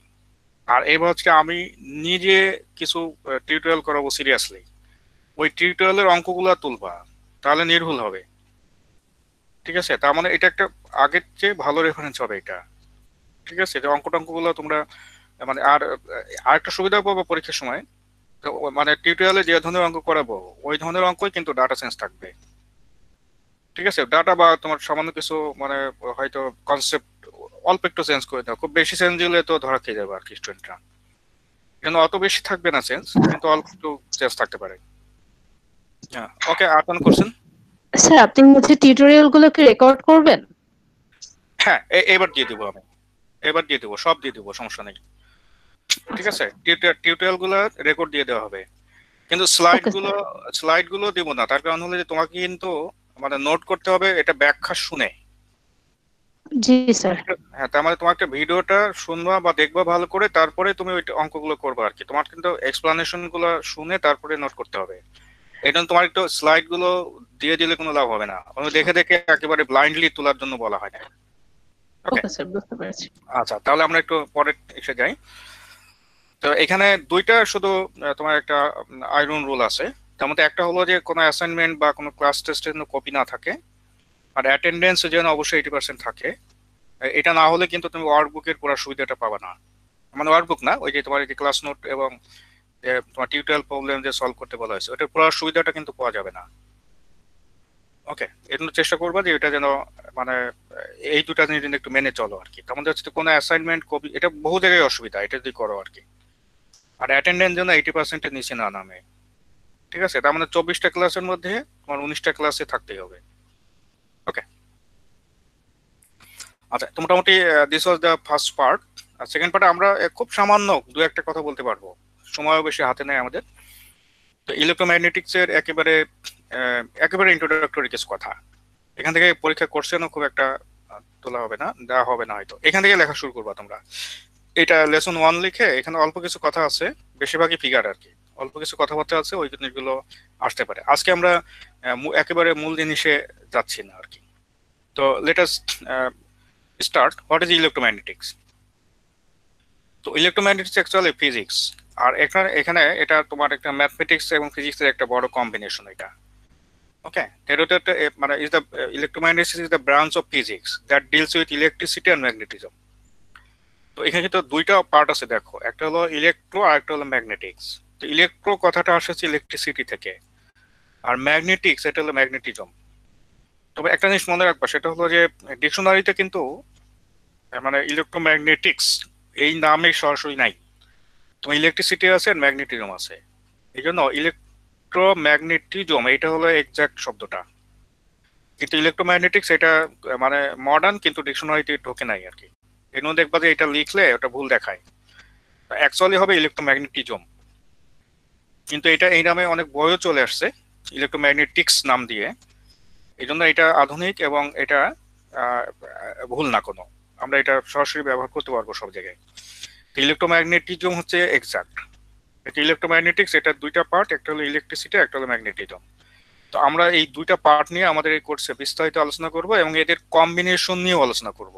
তার মানে তোমার যদি কোনো জায়গায় ইলেকট্রিক ফিল্ড থাকে, তাহলে ওটা ম্যাগনেটিক ফিল্ড তৈরি হয়, ম্যাগনেটিক ফিল্ড থাকলে ইলেকট্রিক ফিল্ড তৈরি হয়, দুটো একসাথেও থাকতে পারে, ঠিক আছে? এই জিনিসগুলো কিন্তু আমরা বিস্তারিত এই কোর্সে আলোচনা করবো আর কি। তো প্রথমে করবো ইলেকট্রিসিটি নিয়ে, তারপরে ম্যাগনেটিজম নিয়ে, তারপরে দুইটার কম্বিনেশন নিয়ে।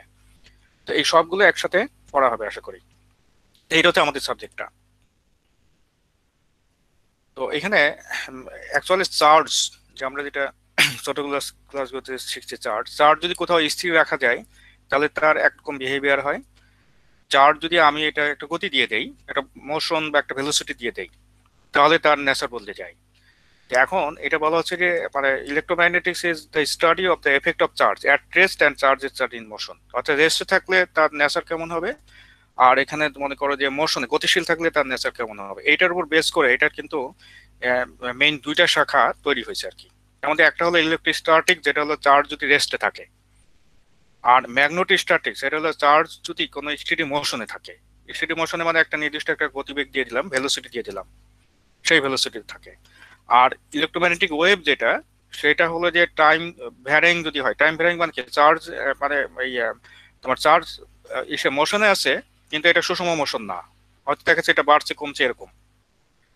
তো এটা নিয়ে এখন মাথা ঘামানোর দরকার নাই, কারণ আমাদের পুরো সিলেবাসটাই তো এটা, সুতরাং এটা নিয়ে এখন মাথা ঘামাবো না। এটা চার্জ কেমন থাকলে কেমন হবে বিস্তারিত আমাদের সামনে আলোচনা আসছে, এবং খুব মানে প্রত্যেকটা জিনিস আমরা প্রত্যেকটা জিনিস ধরে ধরে আলোচনা করতে পারবো, সব আমাদের সিলেবাসে আছে এবং খুব সুন্দরভাবে পড়া যাবে আশা করি। এবং আমাদের মানে মূল কোর্সটাই তো সেটা, সুতরাং এটা আমি স্কিপ করে যাচ্ছি আপাতত। বাট হোয়াট ইজ ইলেকট্রোম্যাগনেটিক্স এটা বোঝানোর জন্য আমি কথাগুলো বলছি। আচ্ছা, ইলেকট্রোম্যাগনেটিক স্পেকট্রাম বলে একটা ব্যাপার আছে, ঠিক আছে? এটা হলো যে মানে কোন ফ্রিকোয়েন্সিতে মানে কোন ধরনের আসে আর কি, ঠিক আছে? মানে ইলেকট্রোম্যাগনেটিক ওয়েভ আসে। যেমন আমরা কিছু কিছু এখানে কিন্তু লক্ষ্য করে দেখো যে উপরে যেটা আছে ওটাকে বলা হয় ফ্রিকোয়েন্সি, ফ্রিকোয়েন্সি রেঞ্জটা। ফ্রিকোয়েন্সি হচ্ছে যে এটা এখানে হচ্ছে ডান পাশে সবচেয়ে ছোট, এটা ক্রমান্বয়ে বাম পাশে যত আসছে তত ফ্রিকোয়েন্সি বাড়ছে। আর ওয়েভ লেন্থ এটা হচ্ছে নিচে। আমরা তো ফ্রিকোয়েন্সি আর ওয়েভ লেন্থ হচ্ছে পরস্পর হচ্ছে কি ইনভার্সলি প্রপোর্শনাল, ব্যস্তানুপাতিক। তার মানে তোমার F equal to C by lambda, তাই না? আমরা তো জানি যে F equal to C divided by lambda. এই জন্য এফ যদি বাড়ে তাহলে ল্যামডা কমবে। এই জন্য যে এটা লক্ষ্য করে দেখো যে এখানে উপরে হচ্ছে যে মানে ফ্রিকোয়েন্সিটা, ঠিক আছে, এটা হচ্ছে যে মানে হার্টসে কিন্তু ক্রমান্বয়ে যে ডান পাশে সবচেয়ে ছোট, তারপর আস্তে আস্তে বাড়ছে। আর ওয়েভ লেন্থ কিন্তু বাম পাশে ছোট, এটা আস্তে আস্তে ডান পাশে দিয়ে বাড়ছে, কারণ দে আর মানে inversely proportional to each other. তো এখানে প্রত্যেকটা ঠিক আছে আলাদা আলাদা রেঞ্জ আছে। যেমন আমি যদি কখনো বলি যে গামা রে কাকে বলা হবে, তাহলে তুমি যদি মনে করো ওয়েভ লেন্থ দিয়ে বলো, তাহলে বলবা যে 10⁻⁻12 থেকে 10⁻10 এই রেঞ্জের যদি কোনো ওয়েভ লেন্থের কোনো একটা রে হয় তখন তাকে গামা রে বলে। সিমিলারলি এক্স রে বলা হবে 10⁻10 থেকে 10⁻8 পর্যন্ত। ওকে, কিন্তু এই need not memorise the whole spectrum, কিন্তু একটা জিনিস হলো যে ভিজিবল রেঞ্জ কোনটা, অর্থাৎ যে রেঞ্জের আলো আমরা দেখতে পাই, ঠিক আছে, সেটা কিন্তু একটু বড় করে দেওয়া আছে। যে এখানে যদি তুমি ওয়েভলেন্থ দিয়ে বলো 380 ন্যানোমিটার থেকে, ঠিক আছে, 380 ন্যানোমিটার থেকে, ঠিক আছে, এখানে যে মোটামুটি হচ্ছে 780 ন্যানোমিটার পর্যন্ত। আর যদি ফ্রিকোয়েন্সি দিয়ে বলো তাহলে করেসপন্ডিং ফ্রিকোয়েন্সি কিন্তু C/λ দিয়ে বের করে ফেলতে পারো। কিন্তু মোটামুটি তোমার এখানে 10⁻14 রেঞ্জের হয়, যেমন 4 × 10⁻14 থেকে 8 × 10⁻14 যদি তুমি ফ্রিকোয়েন্সি দিয়ে বলো, তাহলে এখানে সাম এরকম কিছু আর কি, 4 × 10⁻14 মানে 14 আর কি 14। আর এখানে এখানে হচ্ছে মনে করো যে এখানে 8 × 10⁻, ঠিক আছে, যে 14 মাইনাস না, এটা প্লাস প্লাস প্লাস, মাইনাস না, এটা প্লাস, কিন্তু এটা +14, এটা অনেক বেশি বড় ফ্রিকোয়েন্সি আর কি। ওকে, তাহলে এই জিনিসগুলো মানে এটা ধরতে পারছো কিনা যে মূল কথাটা যে এখানে কি কি দাঁড়াচ্ছে ঘটনাটা। ওকে, আচ্ছা, তাহলে এটাকে আমরা বলছি যে জাস্ট এটা আর কি আমাদের। ওকে, এটা মুছে ঠিক করে দিন, নইলে পরে বিভ্রান্ত হবা।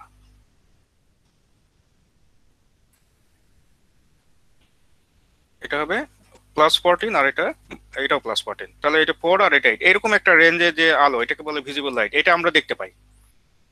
যেমন আমরা যদি কখনো বলি যে আমি ওকে মাইক্রোওয়েভ যেটা আছে মাইক্রোওয়েভ রেঞ্জের যে রশ্মিটা ওটা দেখতে চাই, তাহলে পারবো না দেখতে, ঠিক আছে। আর ভিজিবল যে রেঞ্জ, এই রেঞ্জ ছাড়া অন্য রেঞ্জের কোনো ফ্রিকোয়েন্সির কোনো রে যদি আমরা মানে দেখতে পেতাম, তাহলে কিন্তু আসলে আমরা স্বাভাবিক কাজকর্ম করতে পারতাম না, বুঝতে পারছো। যেমন আমাদের জন্য যে রেঞ্জ হয়তো অন্য কোনো কুকুরের জন্য কিন্তু একই রেঞ্জ না, বা পাখির জন্য একই রেঞ্জ না, কারণ তারা হয়তো এমন কোনো রে দেখতে পারে কিন্তু আমরা পারি না। অর্থাৎ এক একজনের জন্য ভিজিবল রেঞ্জ এক এক রকম। তো মানুষের জন্য ভিজিবল রেঞ্জ হচ্ছে মোটামুটি এটা আর কি, যে 380 ন্যানোমিটার থেকে শুরু করে মোটামুটি 780 ন্যানোমিটার পর্যন্ত ওয়েভ লেন্থ, আর তার করেসপন্ডিং ফ্রিকোয়েন্সি হচ্ছে F=C/λ দিয়ে বের করে ফেলতে পারো, ঠিক আছে। বের করে নিয়ে তাহলে এটা হলো যে অ্যাকচুয়াল আমাদের স্পেকট্রামের মূল কথা আর কি। তো এই স্পেকট্রামের 7টা মেজর পোর্শন আছে। তো এখানে 1টা 2টা 3টা 4টা 5টা 6টা আর ভিজিবল একটা 7টা। ইউনিট মেমোরাইজ আগেই বলছি, এটা একটু তোমার সাধারণ জ্ঞান আর কি। এটা তোমার খুব প্রয়োজন নাই মনে রাখা আর কি। আচ্ছা, তো আমরা কেন পড়বো তার কিছু নমুনা এখানে দেখানো হচ্ছে আর কি, যে আমরা ইলেকট্রোম্যাগনেটিক্স কেন পড়ি। কারণ আমাদের কিন্তু মানে পুরো আমরা ইলেকট্রোম্যাগনেটিক জগতের মধ্যে আছি। তুমি যে কোনো জায়গায় তোমার আশেপাশ দিয়ে কত রকম ইনফরমেশন পাস করছে, একটা হলো টিভি থেকে আসছে, একটা হলো ওয়াইফাই থেকে আসছে, ঠিক আছে, একটা মনে করো রাডার স্যাটেলাইট থেকে আসছে। তার মানে এই সবগুলো তুমি যদি চোখে দেখতা, ঠিক আছে, তাহলে কিন্তু আসলে মানুষ মানে সব ভিজিবল রেঞ্জের মধ্যে আনা হয় নাই, এটা কিন্তু মানুষের সুস্থতার জন্য। আদারওয়াইজ তোমার যদি এইসব ভিজিবল রেঞ্জের মধ্যে আনা হইতো, তুমি দেখছো যে তোমার সামনে দিয়ে শাহ করে একটা মানে ইলেকট্রোম্যাগনেটিক রে যাচ্ছে আর কি, রেডিয়েশন যাচ্ছে, তাহলে কিন্তু তুমি হয়তো হইতে পারতো যে তুমি মানে সুস্থ নাই, আর পাগল হয়ে যাইতে আর কি। এই জন্য ভিজিবল রেঞ্জে খুব সামান্য অংশ রাখা হয়েছে। কিন্তু অন্যান্য যেগুলো আছে, যেমন কিছু আছে অ্যান্টেনা থেকে, কিন্তু তুমি মোবাইল থেকে কথা বলছো, এই কথাগুলোও কিন্তু ইলেকট্রোম্যাগনেটিক রে আকারে এক জায়গা থেকে আরেক জায়গায় যাচ্ছে। তার মানে এই জিনিসগুলা কিন্তু আসলে আমাদের জন্য মানে শুধু ভিজিবল রেঞ্জেরটা রাখা হয়েছে যাতে আমরা সুস্থ থাকি। ওকে, তো এই জিনিসগুলো সব ইলেকট্রোম্যাগনেটিক্স এর অ্যাপ্লিকেশন। তুমি তোমার বাসায় যদি দেখো, তুমি মোবাইল যতগুলো আছে ইলেকট্রোম্যাগনেটিক অ্যাপ্লিকেশন, টিভিতে যেটা আসছে সেটাও, ঠিক আছে, তেমন করে মাইক্রোওয়েভ ওভেন, এই সব কিন্তু তোমার এখানে ইলেকট্রোম্যাগনেটিক অ্যাপ্লিকেশন। এখানে একটা খুব সুন্দর একটা ফিগার আছে দেখো, ঠিক আছে, যে তোমার যে এই রেগুলা যে তোমার এখানে একটা মনে করো টেলিফোন আছে, একটা মোবাইল আছে, একটা ওয়াইফাই ডিভাইস আছে, তোমার ল্যাপটপ আছে, এই রেগুলা কিন্তু একেবারে আমাদেরকে পুরোপুরি ঘিরে রাখছে আর কি। সুস্থ রাখতে হলে যতদূর সম্ভব এগুলা দূরে রাখতে হবে। বিশেষ করে ঘুমানোর সময়ে কেউ মোবাইলটা খুব মাথার কাছাকাছি নিয়ে ঘুমালে তার জন্য কিন্তু সুস্থ থাকাটা একটু কঠিন হবে। ওকে, তাহলে একটা ছোট্ট এক্সাম্পল বললাম আর কি। তারপরে এখানে তোমার কমিউনিকেশন টেকনোলজিতে কিভাবে এটা কাজ করে, ঠিক আছে, যেমন সবগুলো কিন্তু যে রাডার, তারপর মনে করো মোবাইল টাওয়ার, তারপর মনে করো আইপ্যাড, টেলিফোন, ঠিক আছে, এই সবই কিন্তু ইলেকট্রোম্যাগনেটিক্স এর অ্যাপ্লিকেশন। তো এটা কোথায় নাই, একদম তোমার রিয়েল লাইফ থেকে শুরু করে একদম হাই লেভেলের কমিউনিকেশনে সব জায়গায় এটা আছে, ঠিক আছে। তার মানে অ্যান্টেনার টেকনোলজি, অ্যান্টেনা মানে কি, আমি যে মোবাইল ইউজ করি, মোবাইলের মধ্যে কিন্তু ছোট বিস্কুট টাইপের অ্যান্টেনা আছে, এটাকে প্রিন্টেড বা মাইক্রোস্ট্রিপ অ্যান্টেনা বলে। তাহলে ওইটা কিন্তু এক জায়গা থেকে ছাড়ছে, ওইটা কিন্তু আবার অন্য জায়গায় যে ওইটাকে আবার রিসিভ করছে আর কি। তাহলে এই ধরনের এগুলো কিন্তু সব ইলেকট্রোম্যাগনেটিক্স এর অ্যাপ্লিকেশন। আচ্ছা, তারপর সে মিলিটারি ডিফেন্সে, ঠিক আছে, তোমার এই যে জঙ্গি বিমান, জেট বিমান, তারপরে মনে করো যে তোমার রাডার, ঠিক আছে, এই সবগুলাতে কিন্তু ইলেকট্রোম্যাগনেটিক্স অ্যাপ্লাই হয়। তারপর কিন্তু বায়োমেডিক্যাল ইঞ্জিনিয়ারিং এ, ঠিক আছে, আমাদের যে মনে করো যে brain to machine interface, BMI যেটা বলে, তারপরে ইসিজি, ইইজি, এই সবগুলো মেশিন, এক্স রে, আল্ট্রাসোনো, এই সবগুলো কিন্তু ইলেকট্রোম্যাগনেটিক্স এর উপর বেস করে কাজ করে। তার মানে রিয়েল লাইফ থেকে শুরু করে হাই লেভেলে সব জায়গায় ইলেকট্রোম্যাগনেটিক্স এর ইউজ আছে। ওকে, এগুলো বিস্তারিত আলোচনাতে যাচ্ছি না আমরা, সময়ও আমাদের একেবারে খুব কাছাকাছি চলে আসছে, আমি একটু সংক্ষেপে এগুলো বলে দিচ্ছি আর কি। তো ইলেকট্রোম্যাগনেটিক্স কে ডিফিকাল্ট মনে করে অনেকে, তার একটা কারণ হলো এটা হাইলি ম্যাথমেটিক্যাল, দুই হচ্ছে এটা থ্রি ডাইমেনশনাল। আমরা দেখবো যে এখানে তোমার এখানে X axis, Y axis, Z axis এবং টাইম, এই চারটা ডাইমেনশনে কিন্তু কাজ করে আর কি। তিনটা হচ্ছে স্পেসের ডাইমেনশন, আরেকটা হচ্ছে টাইম, আর আরেকটা হলো যে এখানে ভেক্টর ক্যালকুলাস এবং ডিফারেনশিয়াল ইকুয়েশন সব একসাথে লাগে। ওকে, অ্যাবস্ট্রাক্ট মানে অনেক কিছু আছে, তোমাকে চোখ বন্ধ করে চিন্তা করতে হবে, ঠিক আছে। অর্থাৎ ফ্লাক্স যাচ্ছে, কাট করছে এক জায়গা থেকে আরেক জায়গায়, মানে কিভাবে একটার সাথে একটা ইন্টারলিঙ্ক হচ্ছে, চোখে দেখবা না, কিন্তু তোমাকে চোখ বন্ধ করে, ঠিক আছে, এটা খেয়াল করতে হবে আর কি। আর এখানে স্পেস এবং টাইম দুইটারই কিন্তু, ঠিক আছে, এটা ইনভলভমেন্ট আছে, that is X axis, Y axis, Z axis এবং টাইম, যেটা বলা হলো আর কি। তো এই জন্য ইলেকট্রোম্যাগনেটিক প্রবলেমগুলো একটু হাই লেভেলের ম্যাথমেটিক্যাল ক্যালকুলেশন লাগে, এবং এটা শুধু ম্যাথমেটিক্যাল ক্যালকুলেশন না, এটা ফিজিক্যাল ইন্টারপ্রিটেশনটাও জরুরি আর কি। এই জন্য অনেক সময় এটাকে কঠিন মনে করা হয়, বাট আমরা কিন্তু চেষ্টা করবো যে এটা যাতে কঠিন না থাকে আর কি, ঠিক আছে। Everything is hard before it is easy. হ্যাঁ, তুমি তখন মানে মানে টুতে পড়ো, তখন তোমার থ্রির পড়াটা কঠিন মনে হয়। ওকে, তো এটা কিন্তু আসলে ইজি। তো তোমার এখানে যখন আমরা পুরোটা শেষ করব, তখন দেখবো যে সিনসিয়ার ছিলে তার কাছে মোটেও কঠিন মনে হবে না। ওকে, আর কিছু জিনিস তো আমরা মানে চেষ্টাই করব যে যাতে যতদূর সম্ভব সহজ বানানো যায়। ওকে, তো এই তো মোটামুটি কথা। তো এইটা হচ্ছে আমাদের আজকের লেকচার ছিল আর কি। ওকে, স্যার আজকের ক্লাসের জন্য ক্লাস নোট করব? মানে খুব বেশি লেখার নাই আর কি, অ্যাকচুয়ালি সিরিয়াসলি করবো হচ্ছে নেক্সট ক্লাস থেকেই। স্যার ইন্ট্রোডাকশন দিলে স্যার ভালো হতো আর কি। হ্যাঁ, যাই হোক, ওটা হ্যাঁ, ওটা যেভাবে বলা হয়েছে সেভাবে করবা, ঠিক আছে। এই তো মোটামুটি কথা। তো